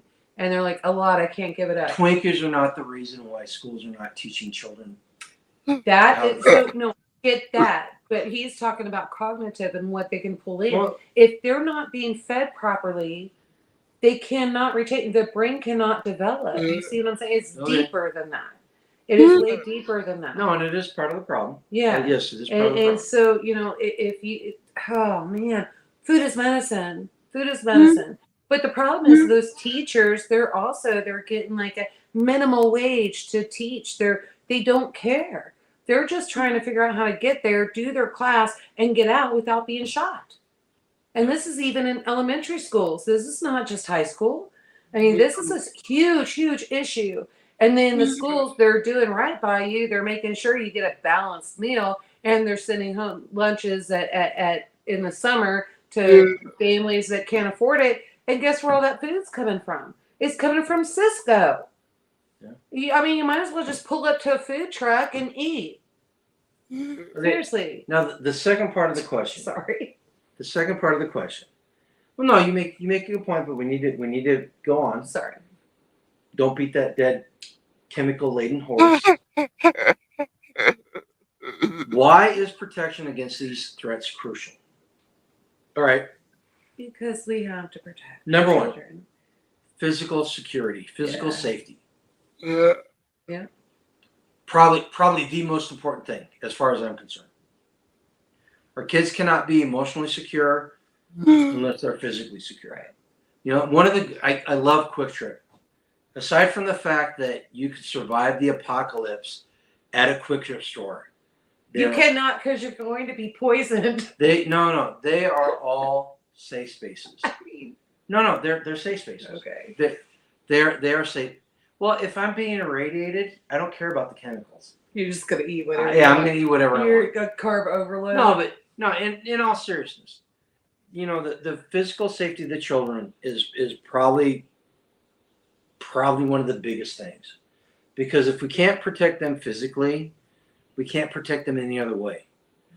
The next one, emotional and psychological health.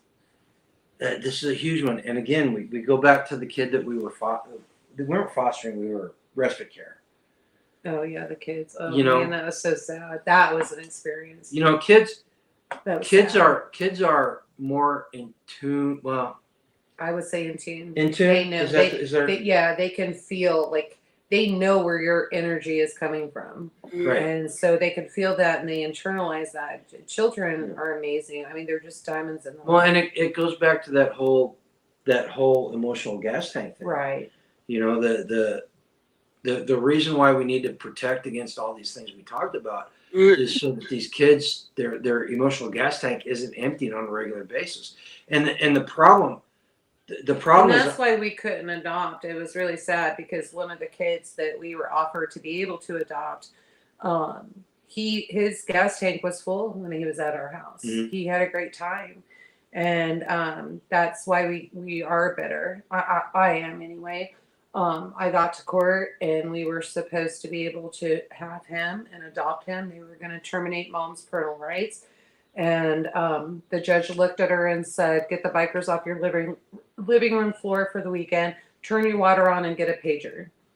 And that's all she had to do in order to keep him. It was Yeah. super sad. And The- then he's now in prison. the, And he was so Is he? bright. Yeah, that happened. And so he was so bright. He had such a good future. He just needed that guidance.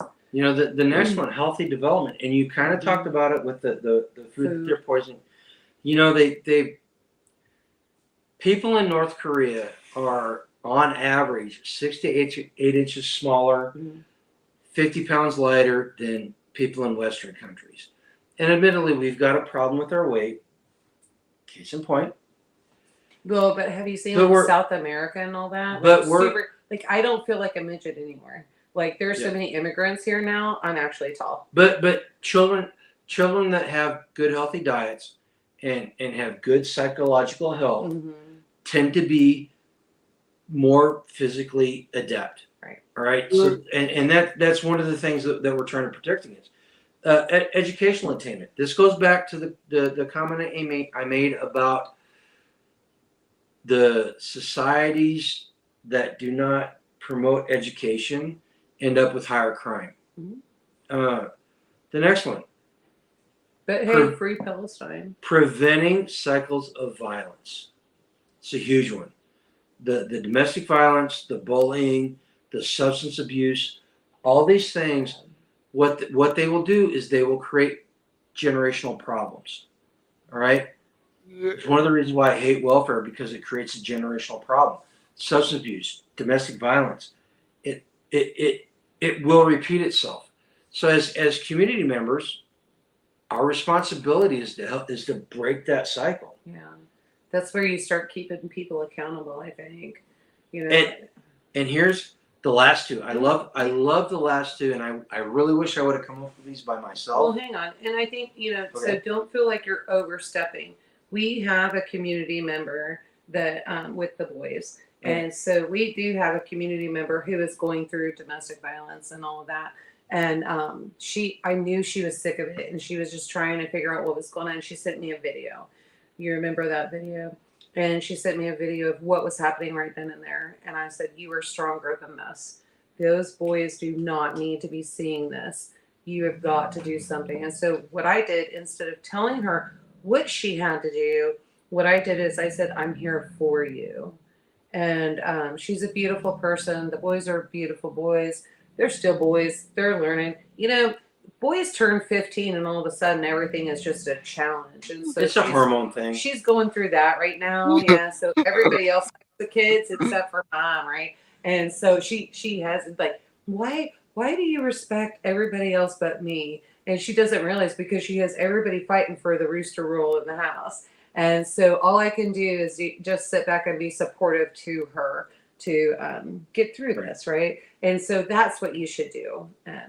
Okay, now That's what we do anyway. these last two things about why we need to protect the children. You know, I stumbled on them, and I can't help but think that these are probably the two most important aspects of what we're talking about. Number one, we want to protect the children because they build resilient communities. They have to take care of us when we Well, get no, old. seriously. I mean, there's that. So. Seriously, one of the things that I've become really aware of the last 3 or 4 years of Midwest Preparedness Festival is we're getting old. There's a lot of people in our community that are getting old, and the teenagers, they are the future of the movement. Mm-hmm. If we're not protecting them and we're not educating them, the movement is going to die. Mm-hmm. So by protecting the children, we're building resiliency into our communities. And the last one kind of builds on that one. Legal and moral responsibilities. The moral responsibilities. People don't like talking about that. You know, the framework in which we live the moral framework in which we live our lives will dictate everything that we do, and it will dictate every single outcome. And if we're not instilling in the children and protecting them from these bad ideas, you know, we've got a generation and a half of children that were raised in a time of war and were raised on a steady diet of America is bad. You know, they don't understand. Their idea of community is the government. The idea of community is kowtowing to what the mob says. You know, Skanes, Yeah, absolutely correct. You're building a We are legacy, yeah. building a legacy. And so we have always, that's how we raised our children. And so we saw our son, man, he was just getting out of control, and like not bad, but like he would forget. He was a stuff. teenage boy. Well, no, it was before that. He was in elementary school. No, and so Zach knows. yeah. Zach So, but knows. he was in elementary school at the time, and so what we did, I'm like, kid, this boy's getting out of control. We got to figure out something. I had to get him in line right then and there. So we put him in the Young Marines program. And so he was like, well, mama's going to coddle me. This is going to be good. Everything's going to be fine. Well, they let the parents know you are just as responsible for this child getting here as this child being here. And And so who I lost had his a shoe? Ian. No, who lost No, his shoe? Ian lost his shoe. Ian lost a shoe. He couldn't find it. And I said, you know what?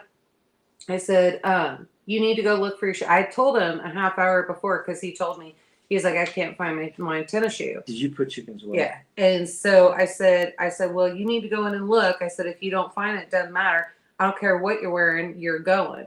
And so, and it was hard. It was super, super hard for me. It really was.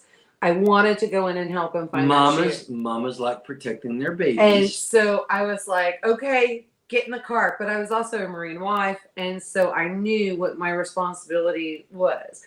And so I put him in the car and he wailed all the way to because he knew what was going to happen. He knew what was going to happen. He's like, I can't believe you're doing this to me. You're awful and blah, blah, blah, blah, blah.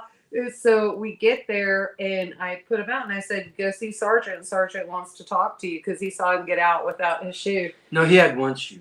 Yeah, he had one shoe. So he said, what's going on there? And he looks at me and he was like, why does he only have one shoe on? I said, I told him to go get ready, that he knew he was coming. He couldn't find his other shoe. Sir, you said I needed to make sure that he was here when he was supposed to be here. I did my due diligence. And so he looked at our son and he said, now do laps. Laps on blacktop. He had to do laps around there. That boy ran a mile with one shoe. He knows where his shoes are. Yep. After that, he knew where every single shoe was. It was awesome. He had a bunch of problems as a teenager, but he never lost his shoes. Right? Yeah, but that's part of community. You know, the Young Marines, they were part of our. We were lucky because we have a lot of Marines. Well, they were part of our community Yeah. at the time, and they helped instill that in our child. Yeah. You know, and that ultimately, you know, we talking about the threats and talking about why it's crucial. You know, at the end of the day, why it's crucial is because if we're not protecting our children, Skate said it, we're not building our legacy. Right. You know, ultimately that's what it's about. Yep.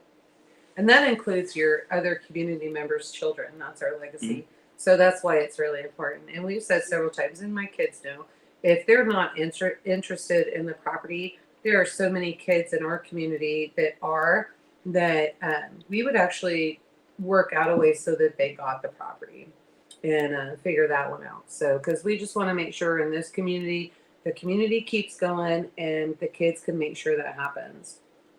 Right? Right. Okay, Zach, we've gone through the first 3 questions. Is there another? I'm not going to lie. I did not write any answers down for the last 2 Uh-oh. because I read them, and I think we've already covered a lot of the answers. Oh yeah, it did. So it did kind of start going back. So we're going to freeform. We're going to freeform from here on out. So this should be interesting. Okay. I love that. Zach's like, hold on a second. I got this. I can make this happen.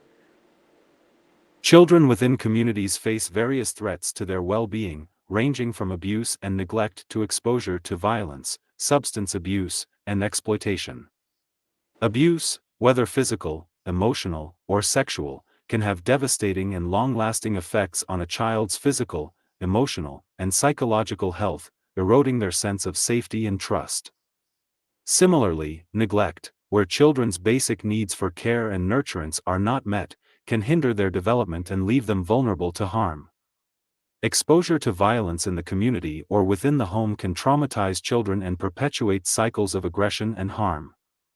Substance abuse among caregivers can lead to neglect and instability within the household, further compromising children's safety and well-being. Children may be at risk of exploitation, such as through child labor or trafficking, where they are coerced or forced into hazardous or abusive situations for the profit of others. These threats are especially concerning because children are inherently vulnerable and rely on adults and their community for protection and support. Without proper intervention and safeguards in place, these risks can have profound and enduring consequences on children's lives, impacting their physical health, emotional stability, and overall development. Therefore, it is imperative for communities to prioritize the protection of children, implementing measures to prevent and address these threats, and create environments where children can grow and thrive in safety and security. Absolutely. Yeah, and I'm gonna expand on what you just said. I think if you've got a healthy community, what you talked about at the end of it manifesting itself, if you have a healthy community, it's all going to come forward. We Right. can usually nip that in the bud before it gets worse. Right. And we don't have to go into details. Our community is dealing with something like that right now. So Right. not in that depth of what you said, but yeah, no, we can pretty much nip that in the bud. And so but we don't Well, and the problem is, as a society, we've been, I'm not going to lie, uninvolved. People are uninvolved. Well, look at what happened up at Kickapoo Nation, Yeah. right? So Kickapoo Nation, so everybody knows Kansas has 9, we have 9 tribals, I think. And so Kickapoo actually got involved in somehow Hiawatha Police Department came into it, council came into it. I mean, it's a hot mess. And they were trafficking children through there. You need to understand this is a very poor Indian reservation. And so those children were highly vulnerable. And so, well, and the elders valued them too. That was correct. the thing about it. Right. That the elders valued the Right. children. And so it's really a fight right now and a struggle they're going through. But you can see signs everywhere, free the children and, or save our children, that kind of thing. They're fighting and trying to get that back. Unfortunately, it's so corrupt at this point, it's going to take a while. But they're strong. They'll get through it. They've been through worse. So we just got to make sure, try to figure out how we're going to take care of those kids. But instead of taking care of those kids, apparently illegal immigrants are more important at this point. Little political there, huh? I'm just saying we could be opening up beds with. What about the immigrant children? I mean, I haven't seen any of you. Just saying, but we don't have to get into that. I've got a bunch of opinions. We didn't have to get into it. We don't have to. I've got a ton of opinions. You want me to keep going? Zach doesn't want me to take this over. Girl, boy, I'm telling you, I will have people in an uproar by the time I'm done my opinions. We will get Zach demonetized. I know. I don't want to. Yes, I don't want to do that. We've already kind of been iffy now, so hopefully. I don't know. I don't think we've been iffy. This is not the type of this is not the type of but this is not the type of conversation that higher ups in the government and those that want anybody to see. So I can definitely see this video. Absolutely. What she just said. They do not want us talking. The powers that be, the government officials, they do not want us talking about this. They do not want communities taking control of their future. Well, because there's so many of the government and higher ups, there's so many of them involved in the child trafficking. It would shock you. You'd be shocked. So you may not. I wouldn't even. Honestly, I wouldn't even go to that deep. They don't want us talking about it because. Period. Because when we talk about it, we can save our children. It takes control away from what they want. Right. And this is why. Tag says this all the time, and I agree with him 100%. There is no political solution to what's going on in our country. It's not. We have to take it back. The only way things change is if we're involved at a local level. Right. Now, that does not mean that we ignore the politics in the country. In fact, it says that we have to be even more involved. Right. We have to be more educated, more informed, and we have to get out there and advocate for what we believe in. Right? And the children, if we can't agree that children are the most important thing right now, then we can't move forward. Seriously, we can't. Everything that we do in the community should be for the future, and the children are the future. Okay. What? Hang- Tambra, look at that. Child don't say Hang on a anything second. and they will blame themselves. Well, so Hang on. Let's see what does he got here. I know the struggle. I'm recovering. I'm a recovering asshole. I'm going to be in steps. I know I will always be an asshole, but I will not be. No, Mucky. no, it's You, one day at a time. you're born that way. Don't deny it. But Embrace it. I was looking more at what Tamara said. So yes, you will have children that will kill their dad and their mother will go to. Yeah, you will have children that won't say anything, but we try to prevent that by being involved so that never happens. Okay. But What she said, you can't protect a child if they are abused and the child don't say anything. And they will blame themselves and they are afraid their mother will kill their dad. Okay. so most children are threatened with that. So when I'll be right back. when they're abused, the victimizer is actually saying and threatening, and you're dealing with a child, and so that child is believing everything that they say. This also happens with members that are not in the family, so it happens on the outside too. If you say XYZ, I'm coming to your house and I'm going to kill your mom and dad, you'll have nothing. I will own you, that kind of thing. So you do have that. But however, I would say that every mom has a little instinct of what's going on. Your child's behavior changes. There's a little retraction. They don't become, they're not who they were yesterday, today, and that kind of thing. And this is why we have to be aware. And so we have to be looking out. And that's the same if you're out in the community. If, say, you go out to dinner. And so you go to, we'll just put it this way because we've shut down several nail salons and Chinese food restaurants. Well, I haven't, but we were just kind of involved in that. So go to a Chinese restaurant and you have somebody that is just serving you and constantly coming back and doing that and this. And they can understand, but not really speak a lot of English. You just kind of ask them a few questions. How are you doing today? Conversation minimum. Are you, how do you like your job? They won't answer. There's several different questions that you can ask and find out, and come to find out they're being trafficked. They are being forced to work. The nail salons were the same way. A lot of that happened in Blue Springs, Missouri, that got shut down, and also Kansas City area. So, but this was from us going out and speaking and getting that information out there. So, the same thing with your child. Don't get comfortable with your child that you are not looking out. You don't want to go in and say, my husband's guilty, I'm going to do this. And then your child can't develop a relationship with their dad. You just want to make sure that child's demeanor does not change. And there are signs. So if you watch that, you just have to be attentive, right? You've got to be attentive. You got to know what's going on. If you're not attentive, you're going to lose them.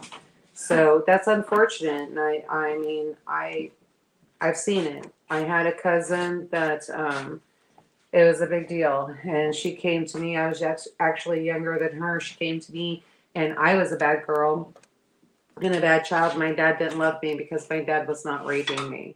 And it was Christmas time. And so I must have been 7, 8, something like that. And I was crying, and my mom couldn't figure out why I was crying. And she didn't tell me not to say anything. So, I was like, all right, I'm going to tell. So if anybody doesn't like this aspect of me that's in my community, now you know why. And so I turned around and I told my mom, and I said, well, Renee said Dad doesn't love me because Dad's not sleeping with me. And my mom said, what? And Am I not allowed to leave the table? well, I'm talking about what. Oh my God. And so my Nana Papa were there too. And so my mom just kind of looked at me and she goes, go into detail. And so I told her, next thing you know, Mom's grabbing a shotgun. She's heading to Escondido. And my grandparents are trying to follow her to make sure she doesn't kill the dad.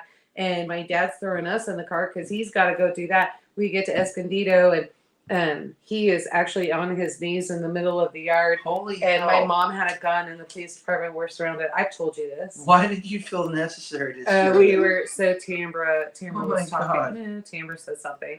Yeah, Tambra, I'm really sorry about that. But yeah, you're right. But I don't think it would have been your mom killing your dad, and there's no reason why you should have had to take that on.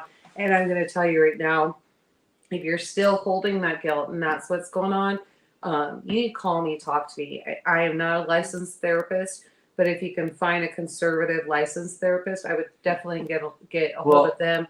This is not your fault. And This was a sick son of a bitch fault. We see a lot of this. A lot of it. We see where a the lot kid, of it. the children take responsibility for what the parents do. Mm-hmm. Yeah. Building a healthy community, the children will not feel that way. In fact, my cousin right now, she's pretty much her life is ruined, and so I certainly hope she doesn't watch this. She doesn't. Okay. She's like into 2 bottles and a 30-pack of Miller right now. She's probably past it. So, but yeah, no, you know how it is. I know. I just can't believe you're saying. And this is not the cousin that gets on here and talks to me. This is a totally different side of the family. Okay, but question yeah, 4. it's a nightmare. Question 4. Question number 4. How can community initiatives and programs contribute to the protection of children? So one of the things that, especially, and unfortunately, Tech's not on here, and he wish he was. We're working on the community building, which concrete's going to get laid on Friday at noon. We need to go do that. I'll go do that. You're working. So we're trying to do that so we can actually do classes. We're talking about, there's another couple that's brown belt and black belt. They're coming into the community. So we're talking about classes there where they can teach some self-protection, and the kids can learn that. The adults can learn that, doing all that. But we also do workday rotations. And so we teach them, I think, by keeping the kids' self-esteem and all of that, and just keeping them feeling proud of the work that they've done and all of that. They're not prideful. They're just like, man, yes, I accomplished that. And we're like, man, you accomplished that. And keeping them feeling good, giving them those positives in that manner for how they're working and doing all that. That's huge. You want to continue with that? So I thought long and hard about this one. And we can point a bunch of individual initiatives that we can talk about. But I think the overarching idea is, if you have a community that is dedicated to protecting children and advocating for their benefit and promoting them to be better people in the long run, every single one of those aspects is going to cause the children to be protected. It's going to make them better. Yeah. Right. So I think if you're looking at, so here's what I'm getting: listening to you, and then him asking the question, and then hearing the last question, and me trying to pull out my hair because I had to go make sure everything was taken care of. I kind of get by some of these questions and what articles that you've looked at, and I think it could be age gap too as well. And so I'm kind of thinking, like, there's some of the government says you must do this. So you must have these programs. You must have this going on and that kind of thing. Huh? The government. The government, Okay. yeah. So the government is kind of saying this. And so there's no reason why we have to have CPS in the community. We are CPS. If you're stepping out of line, we're holding you accountable. We're going to make sure that things are taken care of. We don't need the government up in here. So if you're asking about programs, we don't have them. There's a kids program where they organize activities and that kind of thing when we do camp, but that's it. We don't coddle to the system. There's no system coming in here. Well, Great. I mean, did I misunderstand that, Zach, or did I have it community right? initiatives, education, religion, health services, But mental health. that is up to each individual parent. Well, no, we're talking Mental about health, we help each other. We're talking about the community, though. We're talking about how the community can help individual parents. We don't have anything organized in here. I guess Actually, you know what? We don't have anything now. Well, we've got the homestead co-op, and the kids in the community are involved in that. Health, a lot of this stuff is political activism right now. You have to be involved politically, locally, in order to make this happen. If an SHTF event happens, Are we talking like outside of our circle? well, I'm talking about our circle and the greater community. Oh. The greater community. Okay. Right? Okay. But a lot of these things, a lot of these initiatives that we're talking about are things that we need to be involved with. If something happens and we go into an SHTF situation, then that takes the idea of fixing it from here down to here, right? And so it's going to be our responsibility to make sure these things happen. And I don't know about the rest of you. I'm not an expert on this. Yeah, I raised my kids, and I've done all this stuff. But I did a young men's ministry in church. Scared the hell out of me, and I screwed it up big time. This is something that we need to think about. And we need to develop right now, in case we have to do it down the road, right?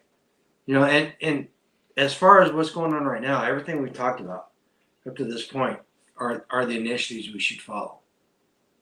You know, am I off base? No. I see what you're saying. So I think guys, I'm kind of in protective mode right now, and so have been for a little bit. There's a lot of government programs and things trying to put their face into everything that we're doing on our land and things we want to go forward with. So I'm kind of in fight mode. So when I hear that, I'm like, oh, that sounds like Marxism, right? So I'm just trying to filter all that out. But I think some of you also need to be filtering that out. So maybe it's a good thing that I kind of said it that way, and just kind of make sure this is the article I'm looking at. Here's where it came from. Here's when it's dated, that kind of thing. And just kind of know where that information is coming from. Yeah, thank you, Zach. I didn't mean to take that over or be negative in any way. Trying to figure out where that came from, but It's okay. We understand. Look, even Zach's like Community initiatives and programs serve as crucial pillars in safeguarding the well-being of children by employing multifaceted approaches to address various challenges they may encounter. One pivotal aspect is raising awareness within the community about issues such as child abuse, neglect, and exploitation, empowering individuals to recognize signs of danger and take appropriate action to intervene and protect children from harm. Additionally, these initiatives provide education and resources to families, equipping caregivers with the knowledge and skills needed to create safe and nurturing environments for their children. This may involve offering parenting classes, workshops on child development, and access to support networks where families can share experiences and seek guidance. Community programs play a vital role in offering support services tailored to at-risk children and families, providing them with essential resources and interventions to address their specific needs. This could include counseling and therapy for children who have experienced trauma, assistance with basic necessities such as food and shelter, and access to medical and mental health services. By offering comprehensive support, these programs aim to mitigate risk factors and strengthen protective factors within families, enhancing their resilience and ability to overcome adversity.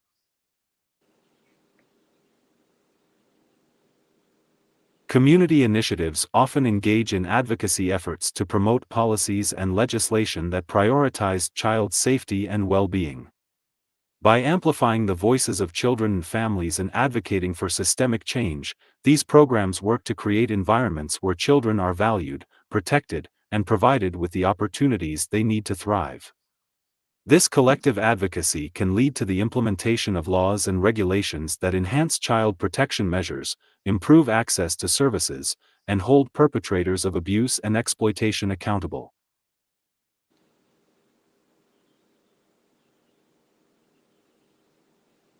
yeah. Well, he had somebody in here that AI is. Oh,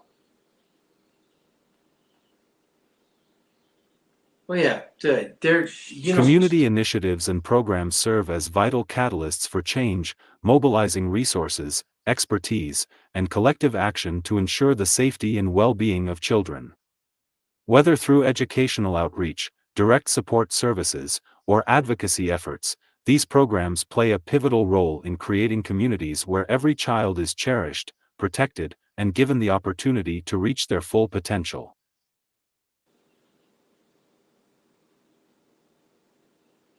No, you good?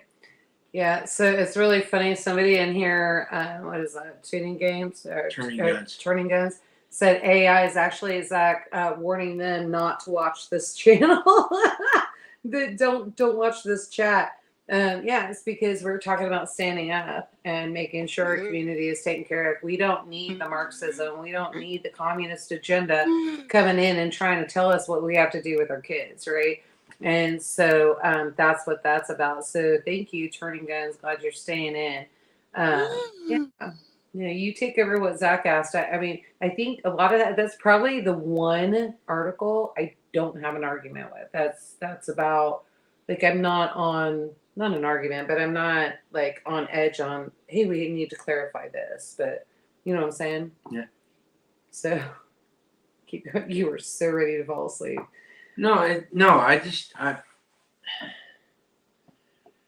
So how do I put this? As parents, we're concerned about our individual kids' safety, and we're concerned about them growing up. And the conversation tonight is about community. And as parents, and we kind of lived this as our kids were growing up, we have to be concerned about the other children in our community. Mm-hmm. Yeah, and because your kids are going to hang out with them. Well, and there were some young men that our son hung out with, mm-hmm.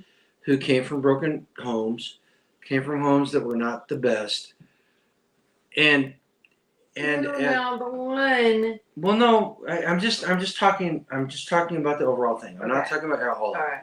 His close friends, yeah, they were all good, but it was kind of our responsibility to take these kids under our wing and make sure that they were raised up right.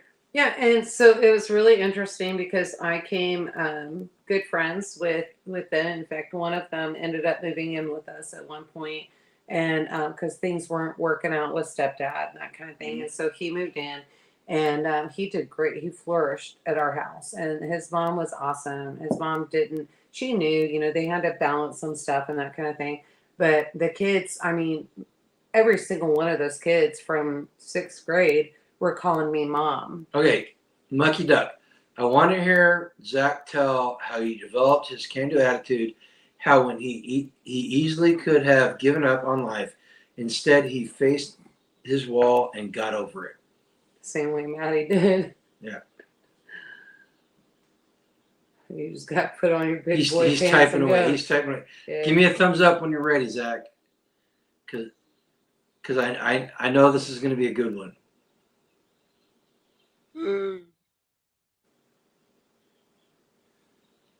Here's the thing about Mucky Zach. Duck. I'll do a video on it. Yeah. Okay.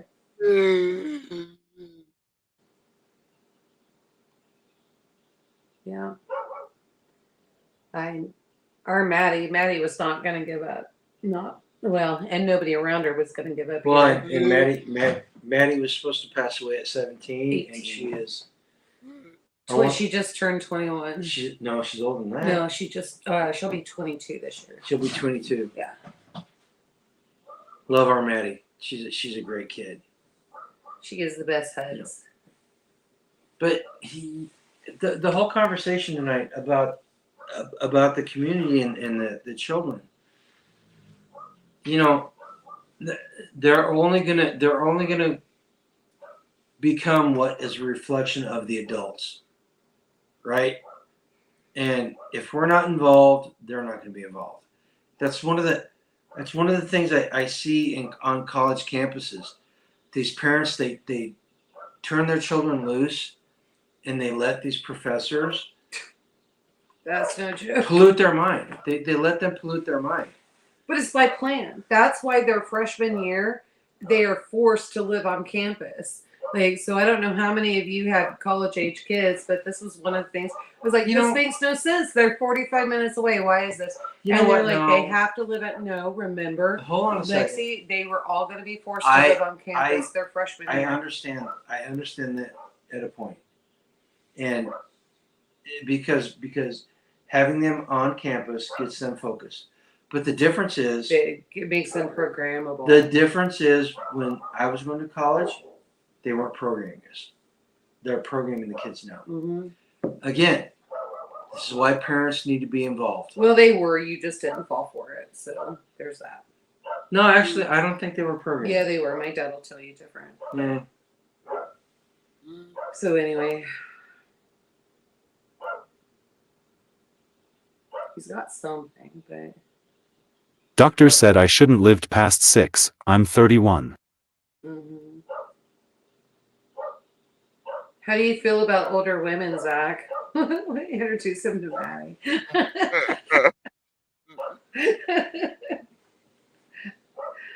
No, I don't want to. No. No, I don't want Zach. No, Zach, no. They could just talk and be friends. I don't want Zach involved with Maddie. Is he too dirty? He's too dirty. I don't want. Maddie is not dirty. I've been around Zach for less. No, I don't want him around. Okay. No Maddie's offense. a good girl. No offense, Zach. Oh my gosh. The horn dog. That's all I can think of. Oh, is that it? Horn dog. Oh That's yeah, all I Maddie. can think of. She wouldn't know what to do with that. So yeah, no. Nope. Question number 5. What are the long-term benefits of prioritizing the protection of children within communities? We went through that too. May so I? just highlight that. Yeah, highlight it. Yeah. Yeah, can I go check Yeah, out go. the dogs? They're barking at deer. Deer, whatever's there. So the long-term benefits of prioritizing protection of children. Plain and simple. God, it's going to be so cliched because children are our future. It's such an 80s thing to say. You know, if we don't protect our children right now, they're going to grow up to be dysfunctional adults. They're going to grow up thinking that they need to have different colored hair. They're going to grow up thinking they need 10,000 different pronouns. And so we need to do it now in order to perpetuate the ideas and values that we see as important for our country. All right. And seriously, it is literally that simple. What do I do with that flashlight? Do you need a flashlight? Sure. No, it's It's not. over there. No, there it is. Right there. The dogs are freaking out. Excuse me. You need to go to bed. No, but we need to.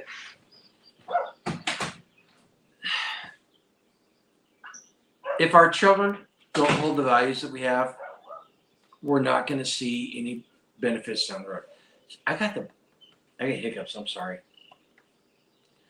Drink some water.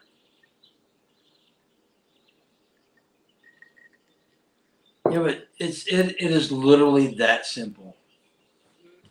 You know, and if you're an aunt or an uncle or a grandparent and you don't have any kids yourself, it's just as important for you as it is for people that are raising children.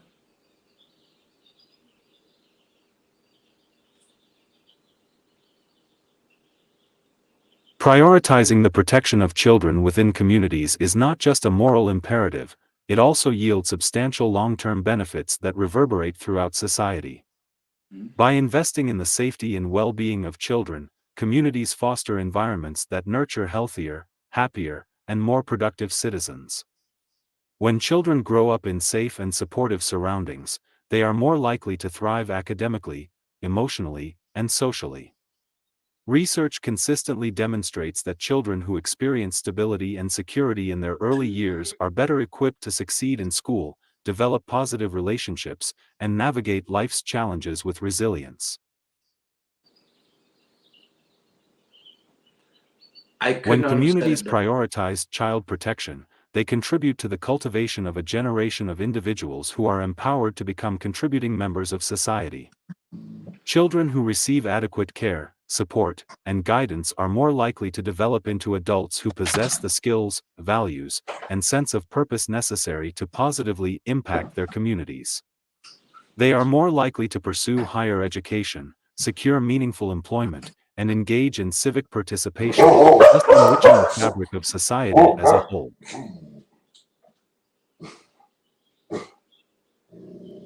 By breaking cycles of abuse and neglect, communities create safer environments not only for current generations but also for future ones. When children are protected from harm and provided with the opportunity to flourish, they are less likely to perpetuate patterns of violence, dysfunction, and intergenerational poverty. Instead, they become agents of positive change, capable of breaking free from the constraints of their past and creating brighter futures for themselves and subsequent generations. Prioritizing the protection of children within communities is an investment in the present and future well-being of society as a whole. It lays the foundation for stronger, more resilient communities, where every individual has the opportunity to reach their full potential and contribute meaningfully to the collective good. By safeguarding the most vulnerable members of society, communities create environments where hope, opportunity, and prosperity can flourish for generations to come.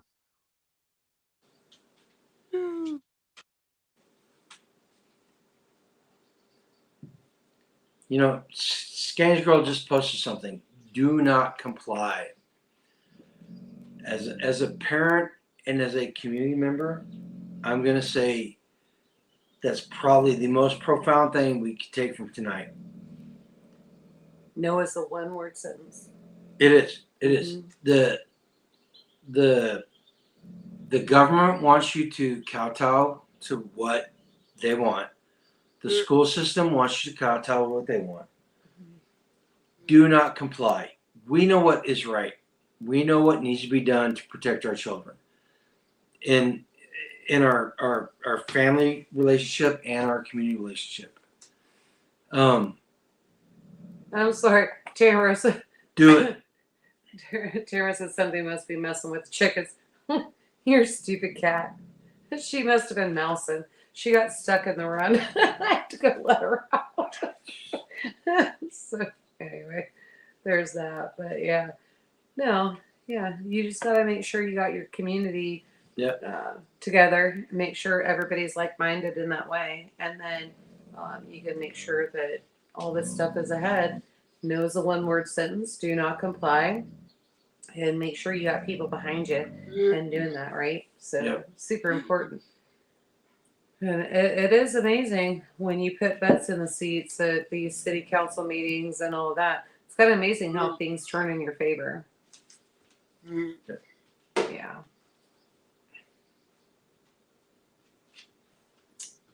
What are you reading? The reason why I wanted to cover this topic tonight is because I have learned some things about what's happening in today's society that I feel needs the light shone on. This gets under my skin because, yes, I understand I probably won't have children of my own, but I feel we should love and protect children no matter what the cost is. I've been doing research and let me just share info that I found.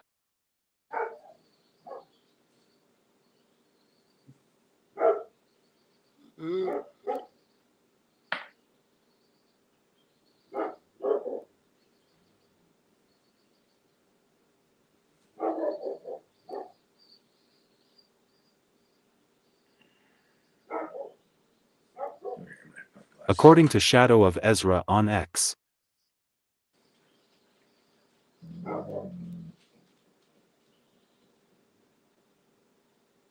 Guatemalan prosecutors raided the offices of the charity Save the Children for U.S. alleged involvement in trafficking children. The raid came a week after the Secretary General of Guatemala's public ministry, Ángel Pineda, wrote a letter to Texas Attorney General Ken Paxton asking for support in addressing allegations that Save the Children and other aid groups could be participating in child trafficking operations. Ghislaine Maxwell has given money to the Save the Children Foundation. Bill Gates has given money to the Save the Children Foundation. Oprah Winfrey has given money to the Save the Children Foundation.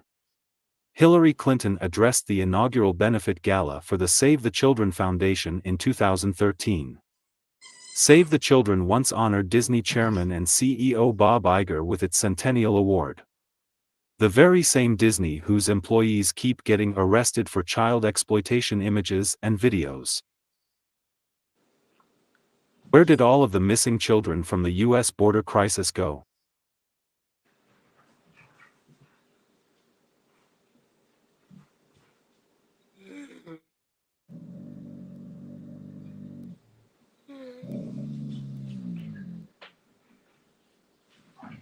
Hey, here's what I'm going to say about that. We cannot let these things get us down. They will promote this type of stuff to demoralize you. Stay focused. Stay focused, my brothers, my sisters, and do not let it get you down. All right, parse it out and understand what is important. That plain and simple.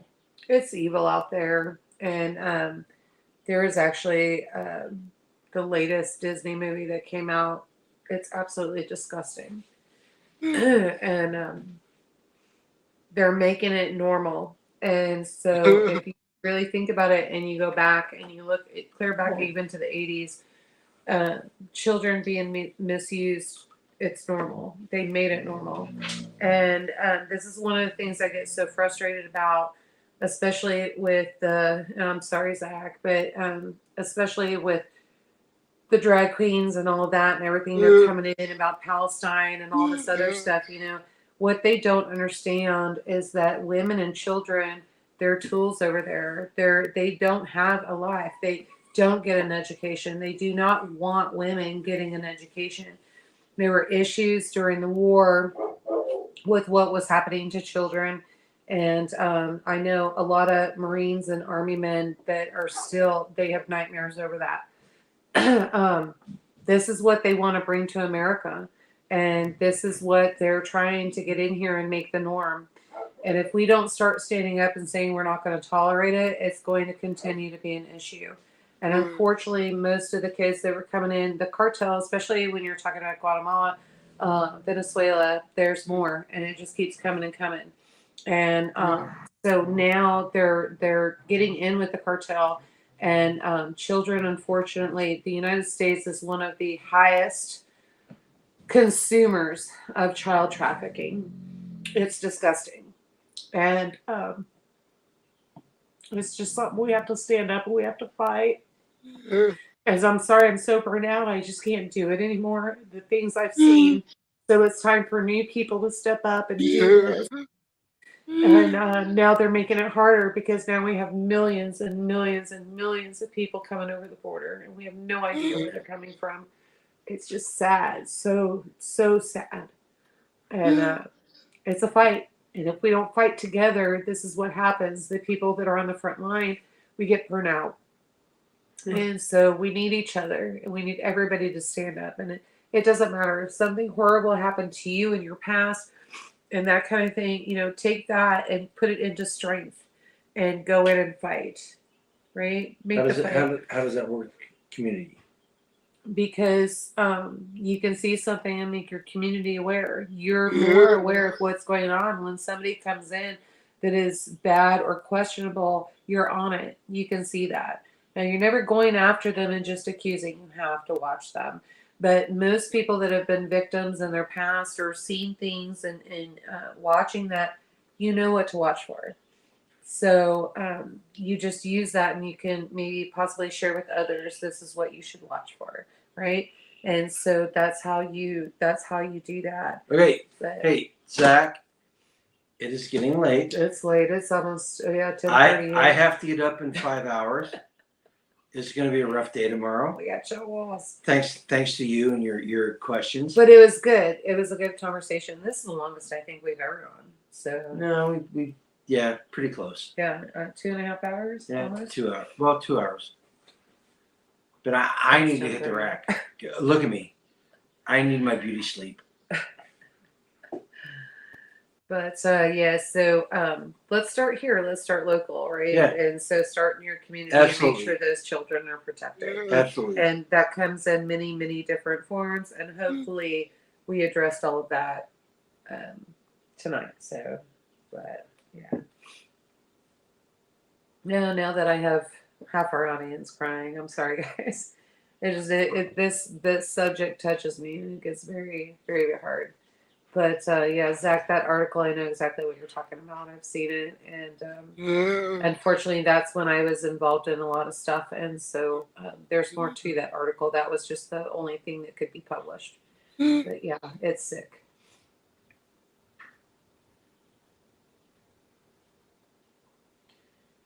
Disney is not your friend.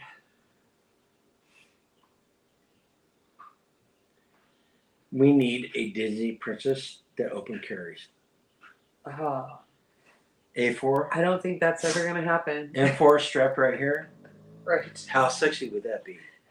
I mean, now you just took it to a different level. And so, I'm but just saying. you're still saying that a Disney princess should be sexy. So, No, she should be strapped. right. But you said, how sexy would that be? So, see, Why this can't is where, she be? Why can't this they be is sexy? because it's for kids. And so, No. why? Yes, no. So, that was innocent, right? But this is what I'm saying. So, you have to. Disney was designed to be for children, and now No, it wasn't. Originally, it was. Adults, seriously. No, that's what Disney wanted it for. Was for children, so that they could be entertained. Look, Yada, even yada. Tamara. Yes, teach your kids about firearms. No, yes, teach your kids about firearms. Disney princesses with ARs. I'm just saying with the comment, but yeah. So if you leave it at that, but that's never going to happen. They will never do that. Then we'll do it ourselves. Well, it won't be Disney. You can't take that license. So Watch me. anyway, all right. Hey Zach, it is coming up. We got 10 minutes to 10:30, so let's kind of wrap this up. But please.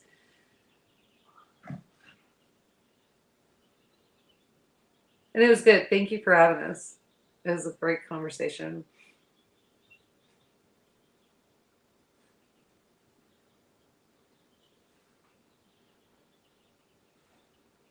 Daily Wire. You like Daily Wire. Yeah, it's okay.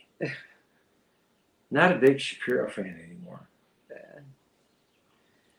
Yeah, witchcraft is another one. And so I don't know. I'm like all in this thing, and I cannot believe that there was a program that went out that you guys want to know how sick our system is. The government is actually giving money to schools now. They're doing a devil worship meeting, like what would be Bible study normally. They're giving money to the schools now to do that in an after school program. So this is what I'm saying. You stay active in that and stop that. As everything that we talked about tonight, every single question that Zach asked, it brings into focus what we need to do. Yeah. The problems we face and what the solutions are. And I think that's the biggest takeaway from tonight is we provided people with some solutions. Now, you have to be intentional, right? A safe community does not happen accidentally. So we have to be intentional about it. And chances are you're going to upset some people. Oh, yeah. You have to decide whether it's worth upsetting them or not. At the end of the day, the children are the most important part, right? Yeah. Well, in support of the parents, right? To make sure that they've got resources and support to get through. Because, we all have bad days, right? So, to Tebow. What's Tebow? Donate to Tebow. No, I don't know.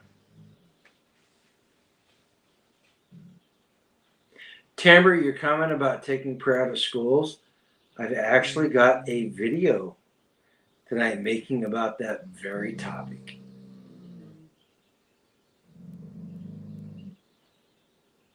Zach is typing away. Yeah, This is- it's this gonna is be gonna be every bit of 10:30. No, 11 o'clock. this is gonna be a good answer. When Zach No, posts it, it's gonna hopefully be a he's good answer. closing out, but yeah, no. Yeah, we actually had a friend of ours. She was a teacher, and she would they do Bible study and all of that. And this was a small town, and the school board was trying to run her out and fire her, Tina. All right, you ready to go, Zach? Yeah. Okay. Hit it.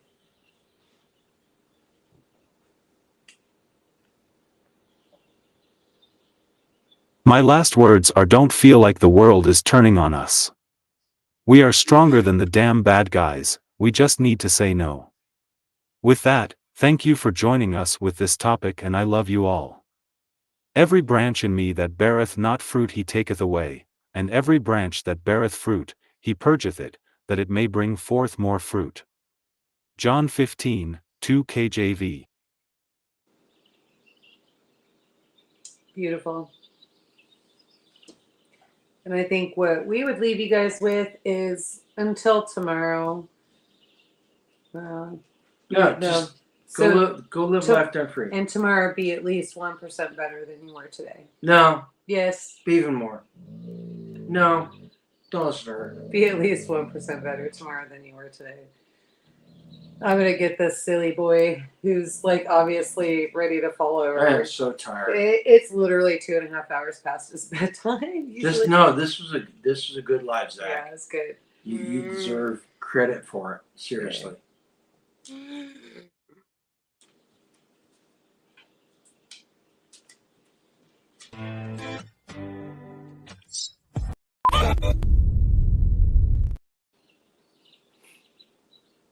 Got it? You can't? Can you hear him? No. I can't either. Unmute this because that's where we were hearing. I was up Do in what? here. Unmute it. This one. I think that's what.